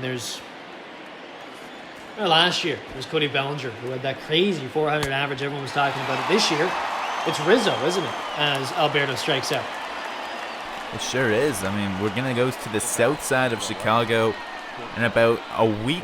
Actually, a week and a couple days. We'll be there next Thursday, but it's the north side of Chicago where Anthony Rizzo is hitting .413 so far. Now, it's just still in the first week of May, so there's all sorts of time left in the year. It was 1 year ago. You mentioned Bellinger. Bellinger was hitting .412 on May 5th just a year ago.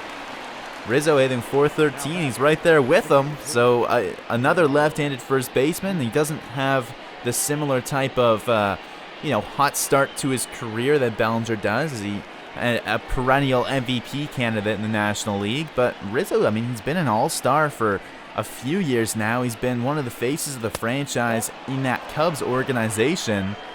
And I mean, it's interesting. He's really broken out, but he's been one of the better first basemen in baseball for some time now. Well, when you think about the faces of that 2016 team that won the World Series, I think of Rizzo as a big part of that. Such an integral first baseman, and man, he's got such an interesting approach because he gets so close to the plate when he steps into the box. I find it interesting. And man, he's got some power from anywhere in the zone, and it's especially low, however, which is interesting to see. But yeah, that Cubs lineup is very dangerous. I feel for all those NL Central pitchers. Well, and so far we've seen them 14 games over 500, 26-12 as they won another game today. That's 5 straight wins. And as the Reds are trying to hang with them, the Reds themselves have won 4 in a row, but they still trail by 3 games in that Central because of the Cubs. They're just on another level.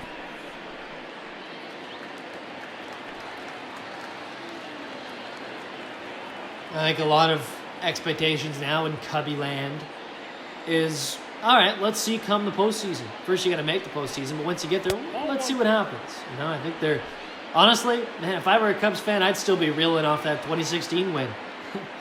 You know, I know it's 4 years ago now, but man, nothing can beat ending that long of a drought.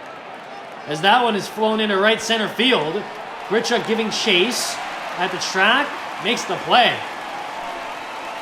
So after a walk to Nunez, Smith Jr. flies out. We'll head now to the bottom of the 8th, 2-3-4 up for the Jays as they look to potentially take the lead here.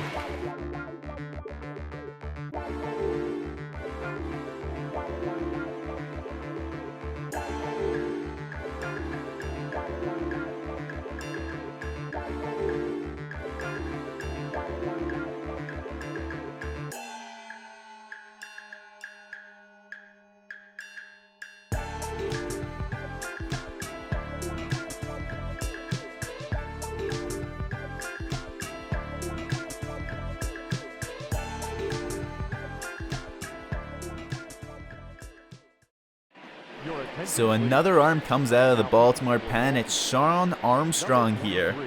We saw him just last night as he pitched 2 scoreless innings of relief.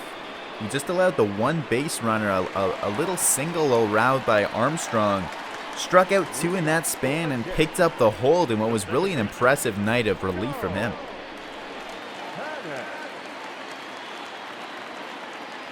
So it's Joe Panik at the plate. 3-3, of course, in the last inning. Rowdy Tellez did a solo shot with 2 out, which tied this thing up. In fact, all the runs for the Jays have been scored off Tellez's bat. He's 2 for 2, 2 home runs, plus a walk. So that'll bring up Joe Panik, who has a single in the 3rd, but also a couple strikeouts. And the type of offense that Tellez brings is great when it's on, but when it's not, we talked about it. 3rd time I'm dropping this number, 2 for 21 on the homestand so far from Tellez, because that's what his game's all about. Because he's going to be there when he's there, but when he's not, he's just a big hole in the bottom of your lineup. Joe Panik, though, at the plate, he brings a very unique skill set to this Jays team. He's just about the only guy that's going to be a slap hitter and really try and make contact with softer contact and be more consistent throughout. See it there. Oh, that one is missed in the lights by Santander. He lost it, and Panik's able to get to second. Look at that.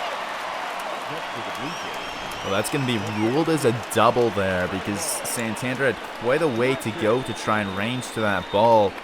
Surprised to see that's not an error because it looked like he was camped under it. Panik digs for second, but just, I mean, speaking to the consistency, he's now reached base twice for the Jays, and that's what they put him at the top of the lineup for. So Panik is subbed out for the pinch runner Alford at second. Nobody out, so a great chance here for the Jays to take the lead. And, you know, potentially with Ken Giles up. This is a really good opportunity for this team to take advantage. We'll see if they can.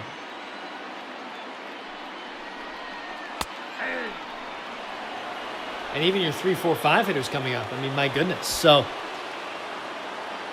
looks like with Panik being taken out, we could see Biggio slide in at second.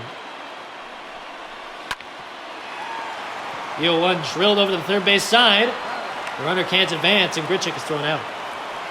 Montoyo elects not to bunt with Grichuk at the plate.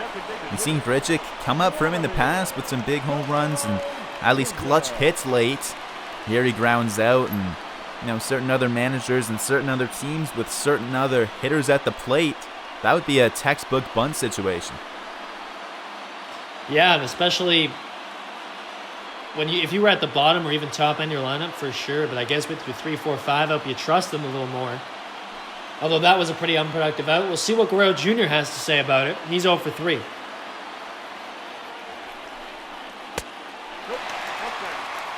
Takes ball 1 outside.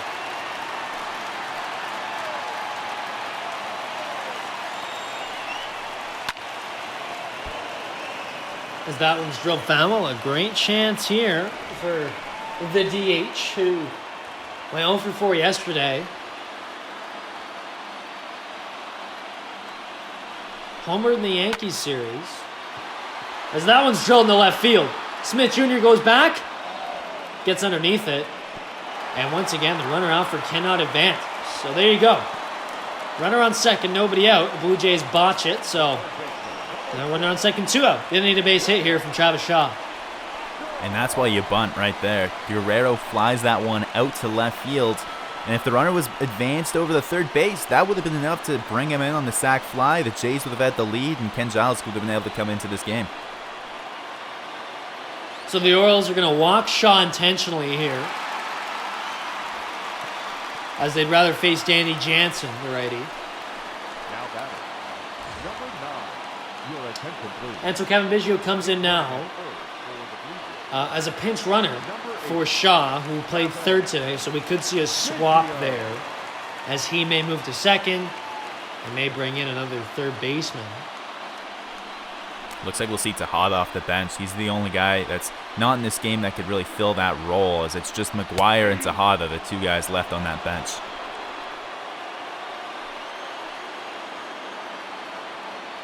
So 2 out. Danny Jansen, a great opportunity at the plate here.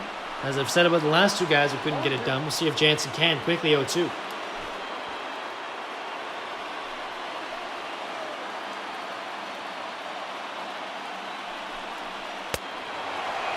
Jansen strikes out on 3 pitches. Sean Armstrong is able to escape a runner on second and nobody out. Blue Jays just can't capitalize. So we head to the 9th, tied 3-3 in Toronto.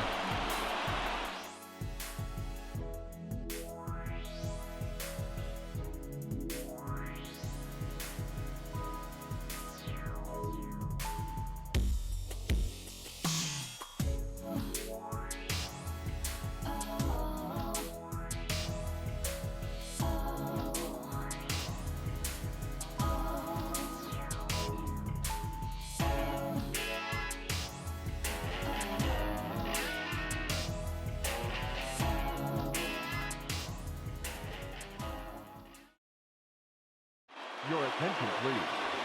This change defensively for the So we'll see Kevin Biggio sub in defensively at third base after pinch running for Shaw in the prior inning. Camden Yards. Now pitching for the Blue Jays. And it should be Tejada at second base as well, as Thomas Pannone will step on the mound now for the Jays. First time we see Biggio at third base, and first time we see Tejada at second base this season. First time actually Tejada is wearing that home uniform as a Blue Jay in Rogers Center, because we've only seen him once this season as a Blue Jay. He made his debut against these Orioles, but it was at Camden Yards on the roads back in the last week of April. Unsuccessful day at the plate. He hasn't seen the field since, but now he's coming in as a defensive replacement late in this game. So that means Reese McGuire, the only hitter left on the bench for the Jays as this one continues. And 9th inning now. 1-1 to Santander, the 6th hitter. 1 ball, 2 strikes, okay? A swinging strike now, so 1-2. And obviously, I think both these clubs want to nab this one, but especially the Blue Jays, having lost 3 of 4, having come this far, having left so many opportunities out there in this one. With the race on the mound, the whole deal, the Jays would really like to have it. But we'll see how badly their bats want it, frankly, as they've had so many opportunities and given up most of them. As Jansen dives over, tries to make a great play, but he's unable to get over there and get underneath it in time. So Santander alive here, 1-2. Ball 2. Taken low. This isn't count.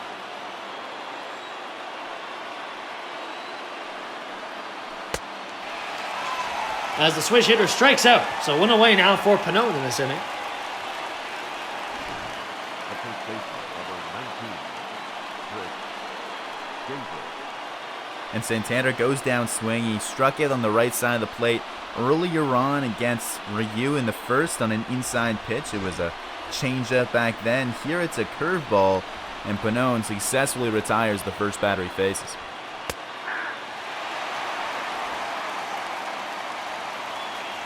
I think here's One of the batters who really came to the face, the strong lefty Chris Davis. One swing in the back could give the Orioles the lead. But he's 0 for 3 on the day. Off the plate, ball 1. 3 strikeouts, so he'll look to avoid the golden sombrero. As we see Bass and Gaviglio get warm for the Jays if needed.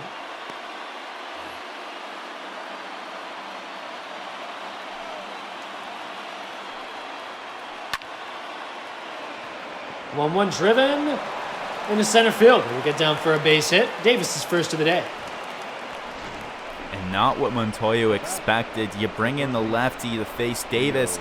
You don't expect him to reach base here for the first time tonight after striking out in his last appearance against the righty. I mean, that's baseball for you a little bit.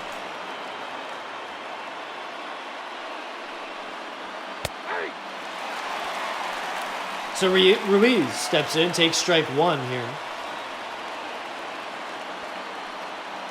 And yeah, I mean, you mentioned Pannone not being able to get the lefty. That's critical because you've got another one at the plate now. Runner at first. Double play still in order, albeit. But you certainly don't want to have this lineup turn over again.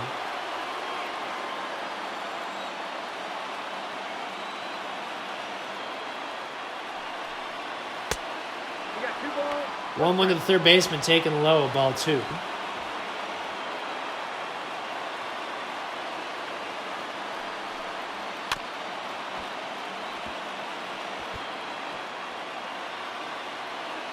I think the thing with Ruiz now, I mean, his defense, we know that that's a struggle. He's still working on that. But if he can come up in big moments like these, make that bat a bit more valuable, all of a sudden, Brandon Hyde's got something to work with. The issue has been, well, he hasn't really been given much opportunity at the plate because you can't trust him defensively. We saw last night a very tough night for the plate. A tough night for him at the plate. Here he's yet to reach with a base hit. He walked in his last at-bat. Reached base, but quickly erased as it was the very next batter, Pedro Severino, that grounded into a double play. 2-2 to the third baseman. Swung on, foul. And he's lucky that's foul. The worst thing for the Orioles here would be a double play ground ball to get them out of this inning. Here in the ninth, trying to take the lead.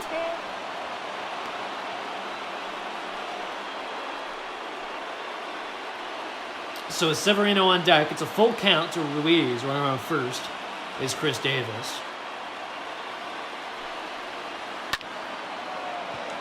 Panone's 19th pitch is flown into right. Hernandez has a read on it, makes the play. 2 away now.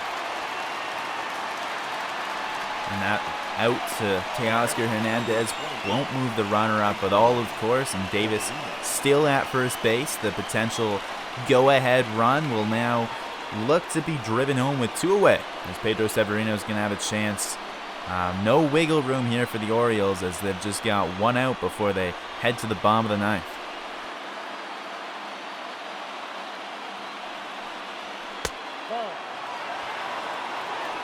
Starts off with ball 1, although that looked like it might have touched the zone. Regardless, Severino, he is 1 for 3 on the day. Had a single to drive in an RBI back in the 5th. But he tried to go to second, and he got stuffed by the arm of Gurriel Jr., who was able to come over and deliver the strike all the way to second to end that inning. That was a strong throw. I thought he would be in there safely, but a surprising cannon gets him out at second. 2-0 to Severino, grounded the shortstop. Bichette goes to second for the force out. So we're going to head to the bottom of the ninth now. Blue Jays with a chance to walk this thing off. Gurriel, Hernandez, and Tellez coming up next.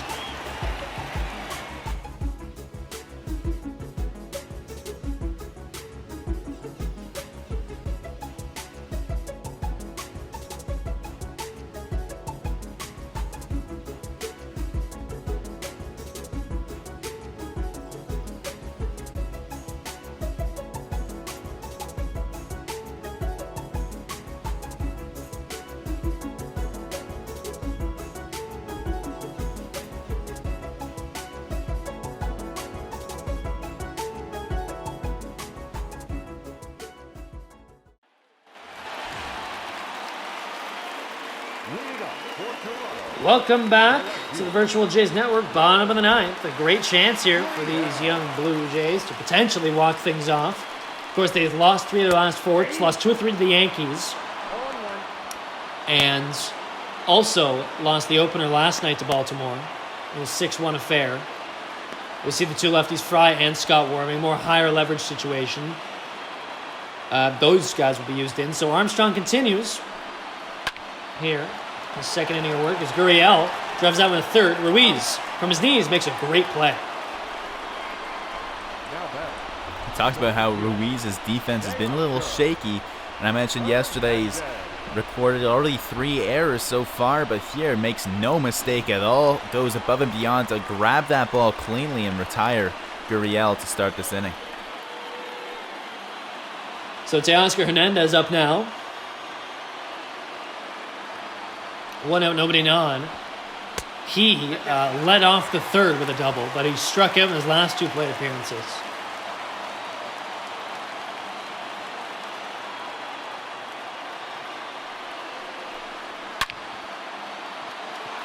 As that one is sprayed into right field, Santander looking back, and he makes the play this time. So some struggles earlier with the lights. Was able to find that liner this time. These Blue Jays bats can expect to see a lot of lefties from here on out. We got Richard Blyer on the mound right now, who's a lefty. The only 2 righties back in the pen are Cole Stewart and Miguel Castro, who we both saw last night. And other than that, it's just the 2 lefties, Scott and Fry.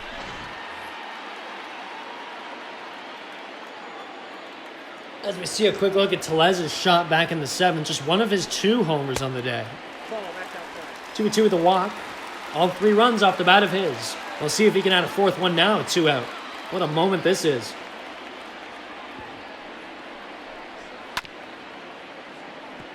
Fouls it off, 1-1.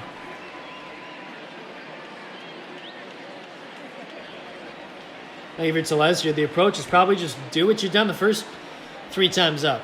Homer, walk, homer. Get one of those. And I think from a swinging perspective, you're swinging for the fences, especially now 2-1. What a time for the hat trick.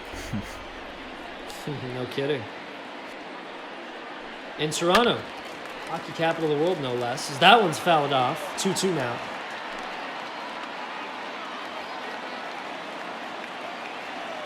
So if we go to extras, I'd imagine Pannone could come out again, but it would most likely be one of Bass or Gaviglio next up, as we saw them warming for the Jays.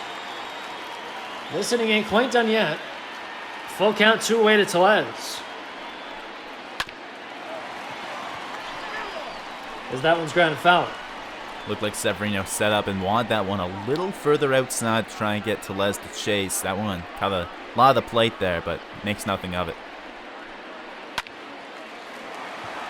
Swung on, fielded by Davis. Actually stopped by Davis. He flips it to first, and it's in time. Whew, that was a close one. Telez not too much speed, which gave Davis the time to stop it, pick it up, and throw. So we are tied as we head to the 10th inning now.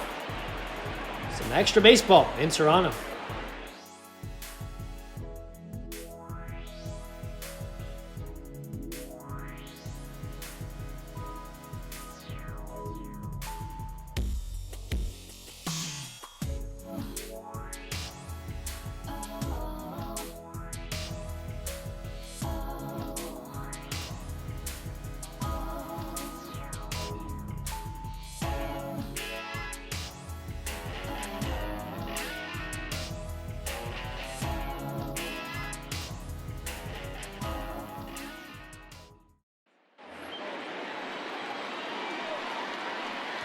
Welcome back. So we'll kick off the 10th inning here in Toronto. Andrew Velasquez will lead things off. He's 1 for 4 with a single way back in the first inning. And it'll be Thomas Pannone back out there now to start his 2nd inning of work. Blue Jays bullpen's in good shape, though. You've got Bass, you've got Gaviglio available, obviously Giles if needed later on. But for now, Pannone, we'll see what he can do. 0-2, the center fielder taken inside. Saw Pannone finish the inning clean last inning, just allowed 1 single. Makes sense he's out again. As that one's chopped foul.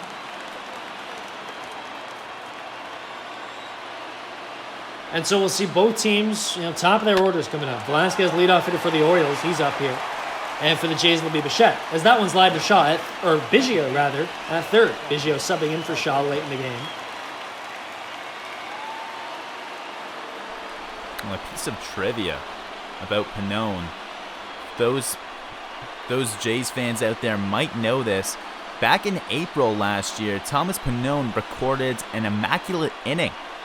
It was the 94th immaculate inning in baseball history, ranging all the way back to the first one recorded way back in 1889. But it was just the 36th in American League history. Did it against the Rays right here in the Rogers Center, April 14th.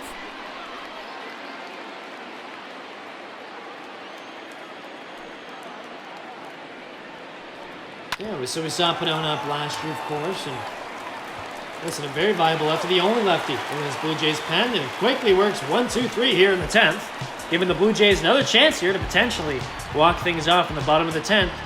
Bichette, Tejada, Grichuk up next.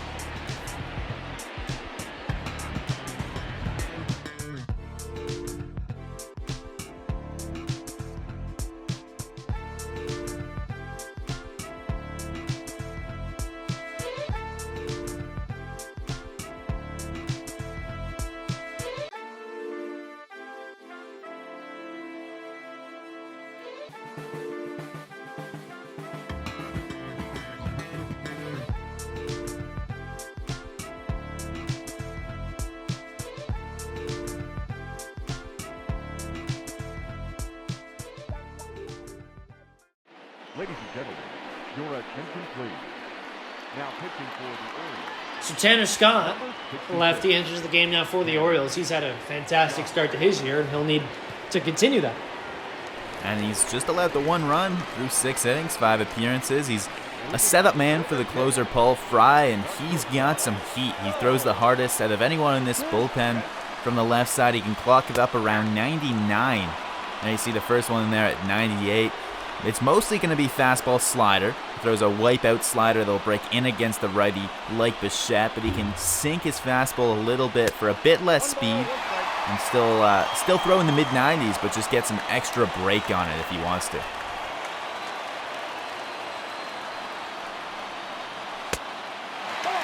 One to Bichette as Scott touches 100 there, the outside fastball. The crowd is getting loud and on their feet here as they love to see a walk-off. Got a chance, 1-2-3 up. It's Bichette, Tejada, Grichuk. As that one is ground, that's going to be fair. Past the first baseman, Davis, all the way into the corner. Bichette's going to try for 2. Dives in and gets it. A leadoff double from Bo Bichette here. Well, that's what your leadoff man is for.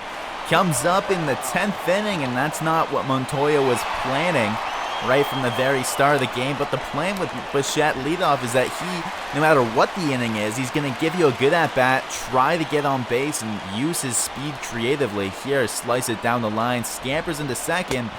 Now they've got a chance. It'll be Ruben Tejada in his first at-bat at home in the Rogers Center in his Blue Jays career. Yeah, I'm not sure what happened there, how it got past the first baseman Davis, but sneaked through somehow, and good piece of hitting. The runner in scoring position now. Nobody out for Tejada. The crowd's up on their feet, 2-0.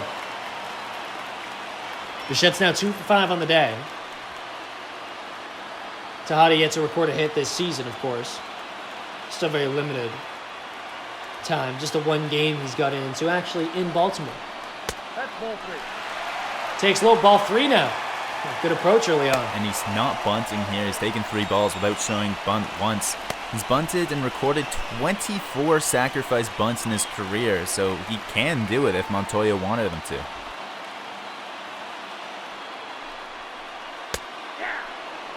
Takes inside, strike 1.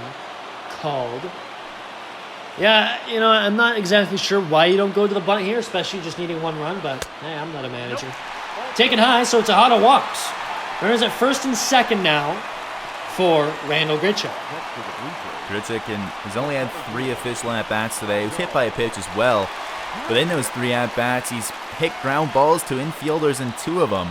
So if you're Scott here and you're looking at the percentages, I mean, maybe walking to Hada isn't the worst thing at all. You only care about the runner on second. The runner on first does you no damage because one run ends this game. Maybe putting him on board in a double play situation now possible isn't the end of the world. Certainly not. I'd imagine if that was more experience there, they would have just intentionally walked him. Grichuk starts at 0-1 after swinging and missing there.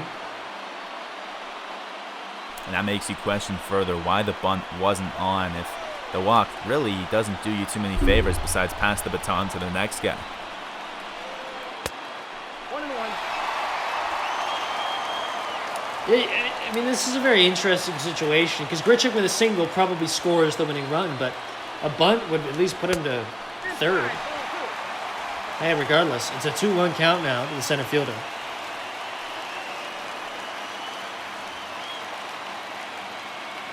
The walks have been a problem for Scott. Last year we saw him walk 19 batters in just 26 innings of work in relief.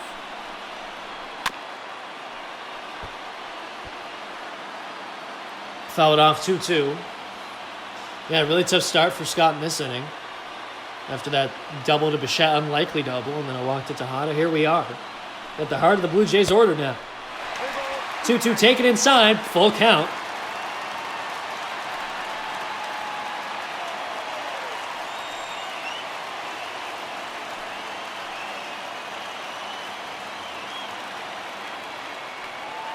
Here's the payoff from Scott. Swung on and missed. Low. Grichuk strikes out. And he is yet to record a base hit today. 0 for 4 with one free base issued on that hit by pitch. Other than that, he's been pretty dismal. And it looks like that was the sinker there down in the zone. It was some iteration of the fastballs. He just ramps it up and gets it by Grichuk. And now it's all on Vlad Guerrero Jr. One away for the slugger, with a chance for him. He's 0 for 4 on the day. Talk about needing a run. Now's the time. With all these cold bats in the middle of the lineup, one of them's got to heat up, don't they? Takes inside, 1-1 now. And Guerrero has hit lefties a little better, of course. His splits are pretty even and not the biggest sample size through his career, but he's got a pretty good matchup, a lefty that's going to throw a lot of strikes over the heart of the plate. That slider taken right up the middle for strike 2. I don't think Guerrero was expecting that.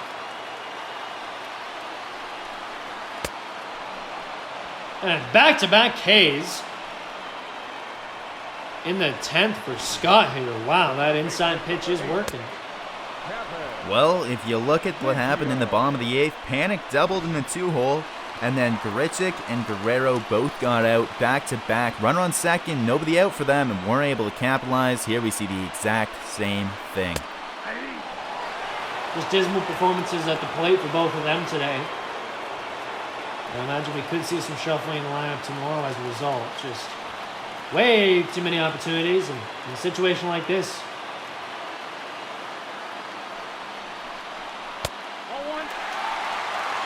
And I think one thing too is look at all these runners left on with the Panic leadoff double, with the Bichette leadoff double. Just not good approaches at the plate, getting struck out or maybe not taking enough and grounding out, whatever it is. Need more from those guys, that's for sure, if you're Toronto. And now Biggio, who it's his first plate appearance of the day because he came in to pinch run for Travis Shaw. 1-2. That one's flown to the left. And the play is made. So we will head to the 11th in Toronto. You get some more free baseball. It'll be Nunez, Smith Jr., and Santander up next.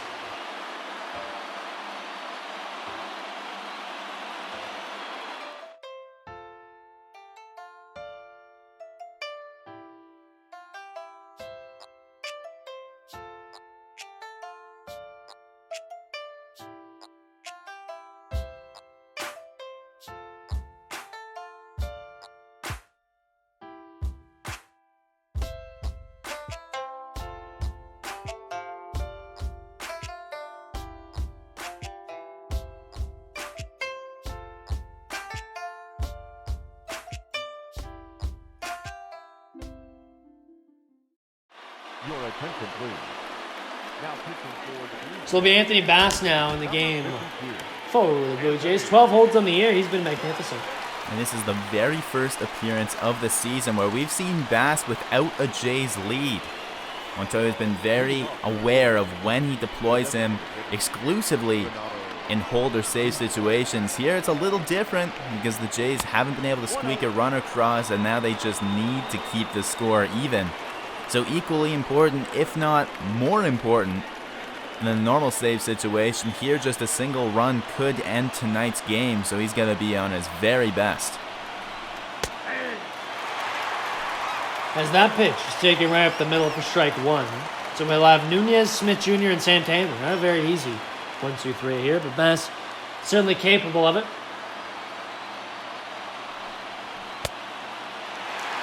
One swung on and missed. 2 strikes now.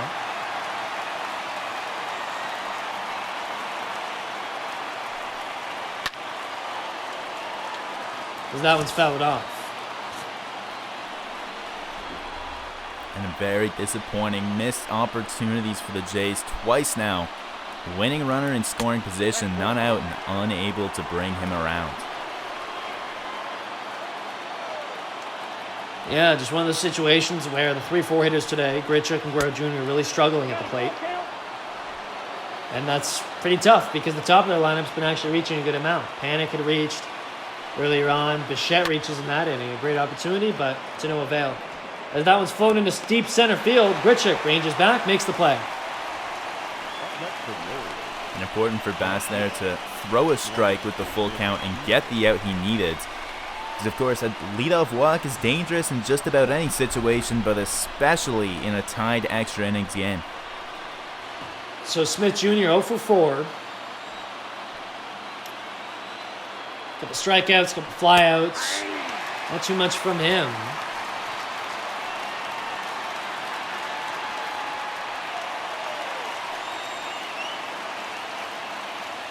He's 27 years old, 47 games with Toronto. He had 293, and that was in 2017 and 18. Now, as with Baltimore, you know, he just got swallowed up in the outfield battle here in Toronto. There's too many guys in front of him. He comes to Baltimore, has more of an opportunity. At the ball. 0-2, taken low. And he's got an opportunity here to really make a mark.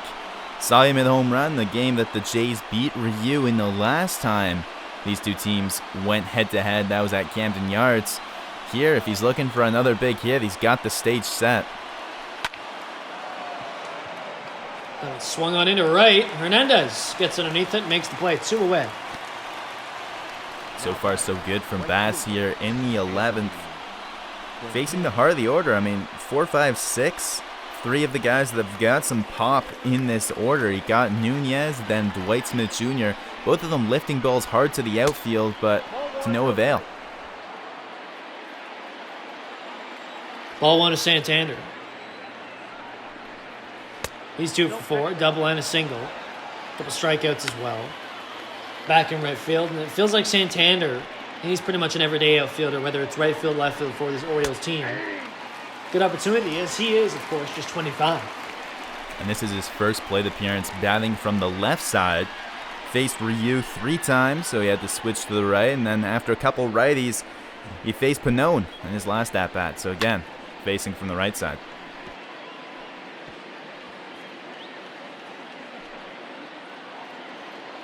So a late one this evening in Toronto, as we've gone to extras, a 3-3 game. Count is 3-2. Hyun-Jin Ryu not the best start today. You know, left actually behind, way back in the middle of the 6th, or in the 6th rather. But the bullpen's been good as per usual for the Jays and kept them in this one. Enough time for Tellez to hit a solo shot. With a lot of squandered opportunities for both teams, but more so the Blue Jays on the base paths today. And Santander walks with 2 away. That'll bring up Chris Davis. Well, now a combined 5 innings of work from this Jays bullpen without allowing a run. As you mentioned, they've been quite consistent all season long. And you got to figure this is a tough task for them because we've got this game tonight, 7 o'clock first pitch. It's now run later than expected. And then tomorrow, you've got to be up and ready. It's a getaway day, so we're first pitch is at 12:37. So this bullpen, these arms, really don't have much time to rest and turn around for tomorrow's game. And not much of a sleep in tomorrow for them. Well, I guess for us either, Drew. Nonetheless, yeah, 12:30 start tomorrow. Be wary of that here on the Virtual Jays Network. That one's taken inside, 2-0 now.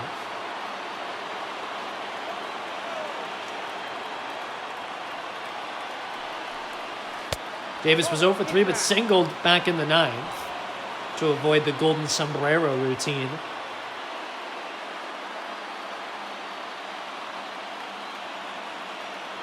Crowd gets on their feet, 3-0 to Davis. Bass looking to avoid issuing back-to-back walks. And he does. Or in fact can't avoid it, actually. He'll issue back-to-back walks here now with 2 away. So runners on first and second for Rio Ruiz, who's 0 for 3 with a walk.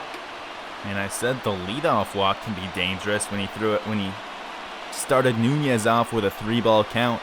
How about back-to-back walks to put the potential winning run in scoring position without allowing a base hit?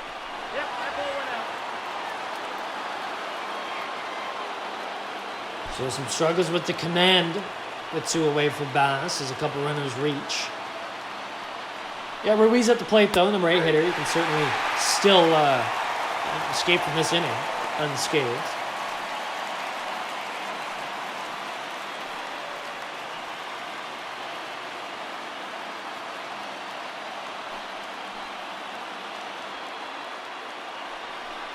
The 1-1 to Ruiz, taken outside, 2-1. So we see those pitches keep on missing from Bass. He's getting behind in these counts. And this is tough now. He's already up to 25 pitches. Rio Ruiz, who's been quiet so far tonight, he's got enough pop to drive in that winning run. So 2-2 now after Ruiz swings and misses on that one. Bass 1 strike away from getting out of this thing. As that one's grounded in the outfield. Looks like a run may... Oh, no, the run's going to be held at third. So 3 straight hitters reach now. Ruiz gets a single there. They decided not to send Santander with 2 away and choose to have Severino at the plate.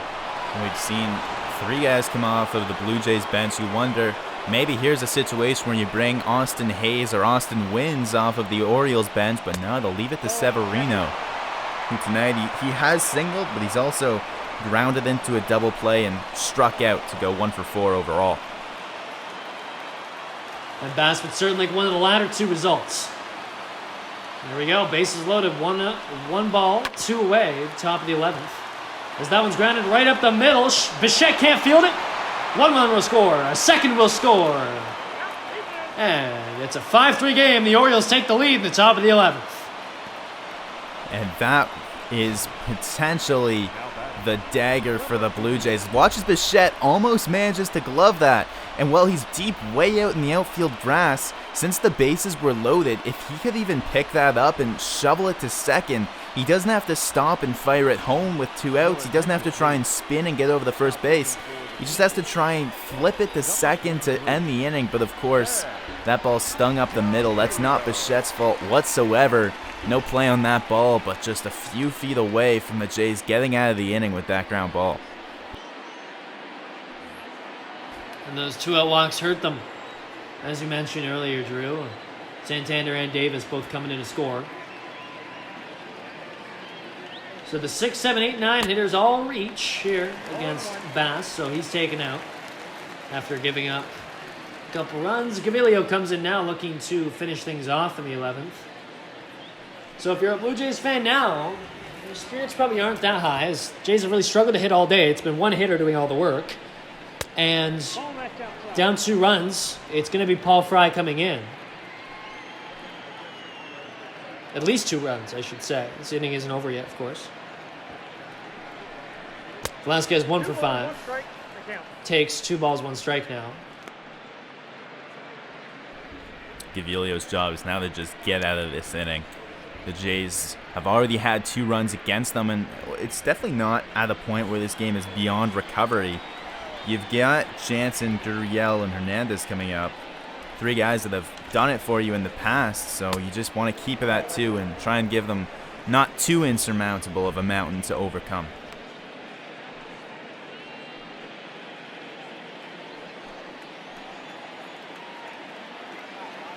Velasquez in a 3-1 count now to Gaviglio. As that one's fouled off. These Orioles, man, they know how to stay alive. They might not be the best pure hitters or anything like that. We've seen it all game long. Battling back, getting walks, working counts against all the pitchers. Ryu, Font, Bass, now Gaviglio. Just swung on and missed there. Probably should have taken that one, but regardless, we'll head to the bottom of the 11th. The Blue Jays need a couple runs here as they look to avoid losing another game against Baltimore.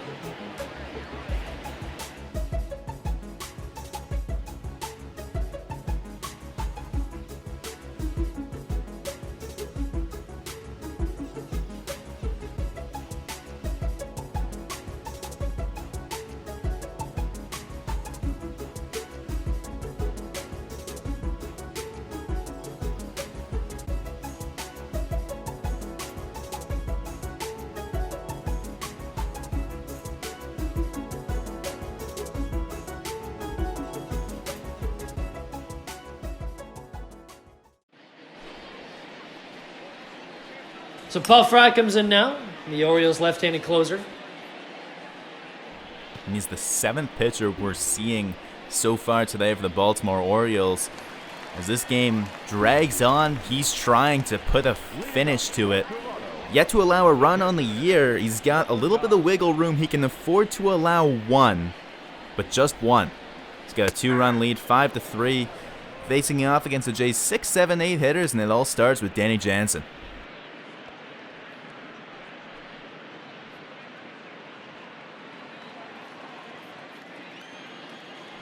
0-1 to the catcher, who had a double back in the second. Other than that, he is 1 for 4. Quickly 0-2 here.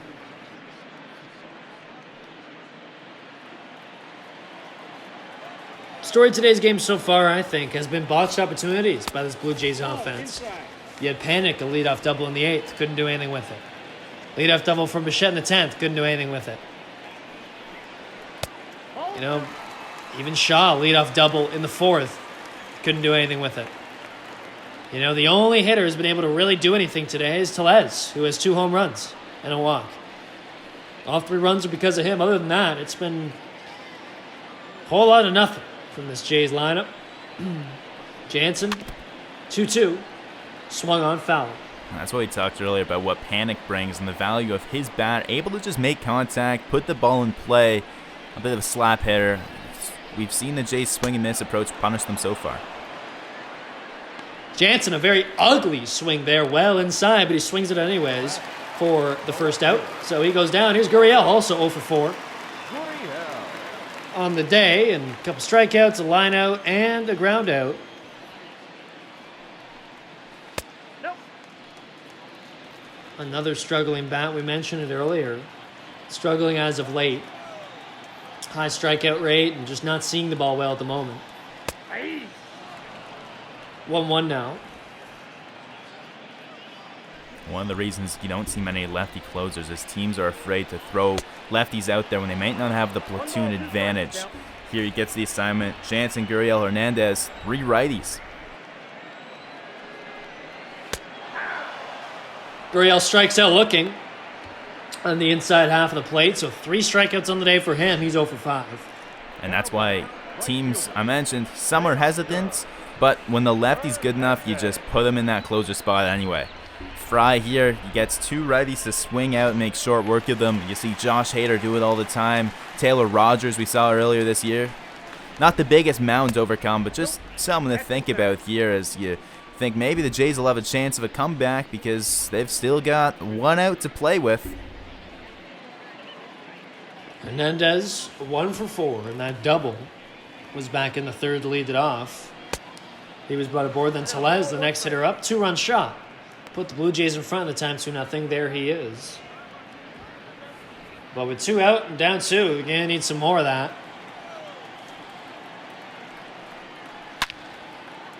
1-1 to Hernandez, driven into center field. Center field Velasquez will watch as that one is into the seats. Teoscar Hernandez, his 5th shot of the year, an absolute no-doubter to center. Cuts that deficit to just 1. And you hear the foghorn going on that home run just a little bit too late when you think of how the last few innings have ended. 2 runners stranded on in the 10th, sorry. A walk-off home run from Hernandez when he had a chance in the 9th would have ended it, but he lined out to right field in that opportunity. And the Jays now, unfortunately, gave up 2 runs in the top half, so that home run will not preserve the game at all. And now it's on Tellez to keep things moving after that jolt of energy. As that one is drilled into right, and it'll get down. So we see more production from the bottom of the lineup here. Following that home run, Tellez has reached. So the tying run's at first. The winning run now steps up to the plate in the form of Bo Bichette. And Anthony Alford was used off the bench to pinch run for Joe Panik back in the 8th inning. So it'll have to be Tellez running for himself over at first. What a day for Rowdy Tellez. 3 for 4, 2 home runs and a walk. Wow. And Hernandez, frankly. 2 for 5, a double and a home run. So some good production from the bottom end sluggers of this lineup. Let's see if Bichette can continue it here. 2-0.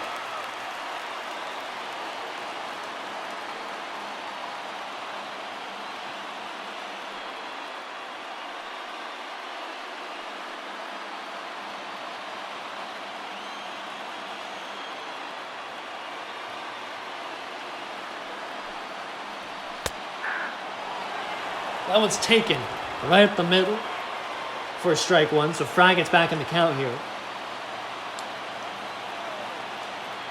Bottom of the 11th. 5-4. Baltimore leads. 2-1 count to Bichette. Runner at first. That one is drilled into left center field. And that'll get off the wall. Center fielder fields it. Tellez will go to third as he's unable to score from first. But runners at second and third now, still 2 out for... it'll be Ruben Tejada. And that is tough for the Blue Jays. You look at just about any other player on the Jays on first base, you've got a tie game because Tellez Chuggin has to stop at third base, doesn't quite have enough leg power there to get him all the way around. And now the game will continue to be on the line as it's now Tejada. Well, and I think that exposes the very poor decision by Montoyo earlier in this game to sub out, Travis Shaw Travis Shaw for Kevin Biggio. He was heading to first, and it really made no sense because you already had, at the time, the go-ahead run at second. So why bother pinch running for the guy in first? I'm not sure. Ultimately, it could cost them the game here if Tejada is unable to reach.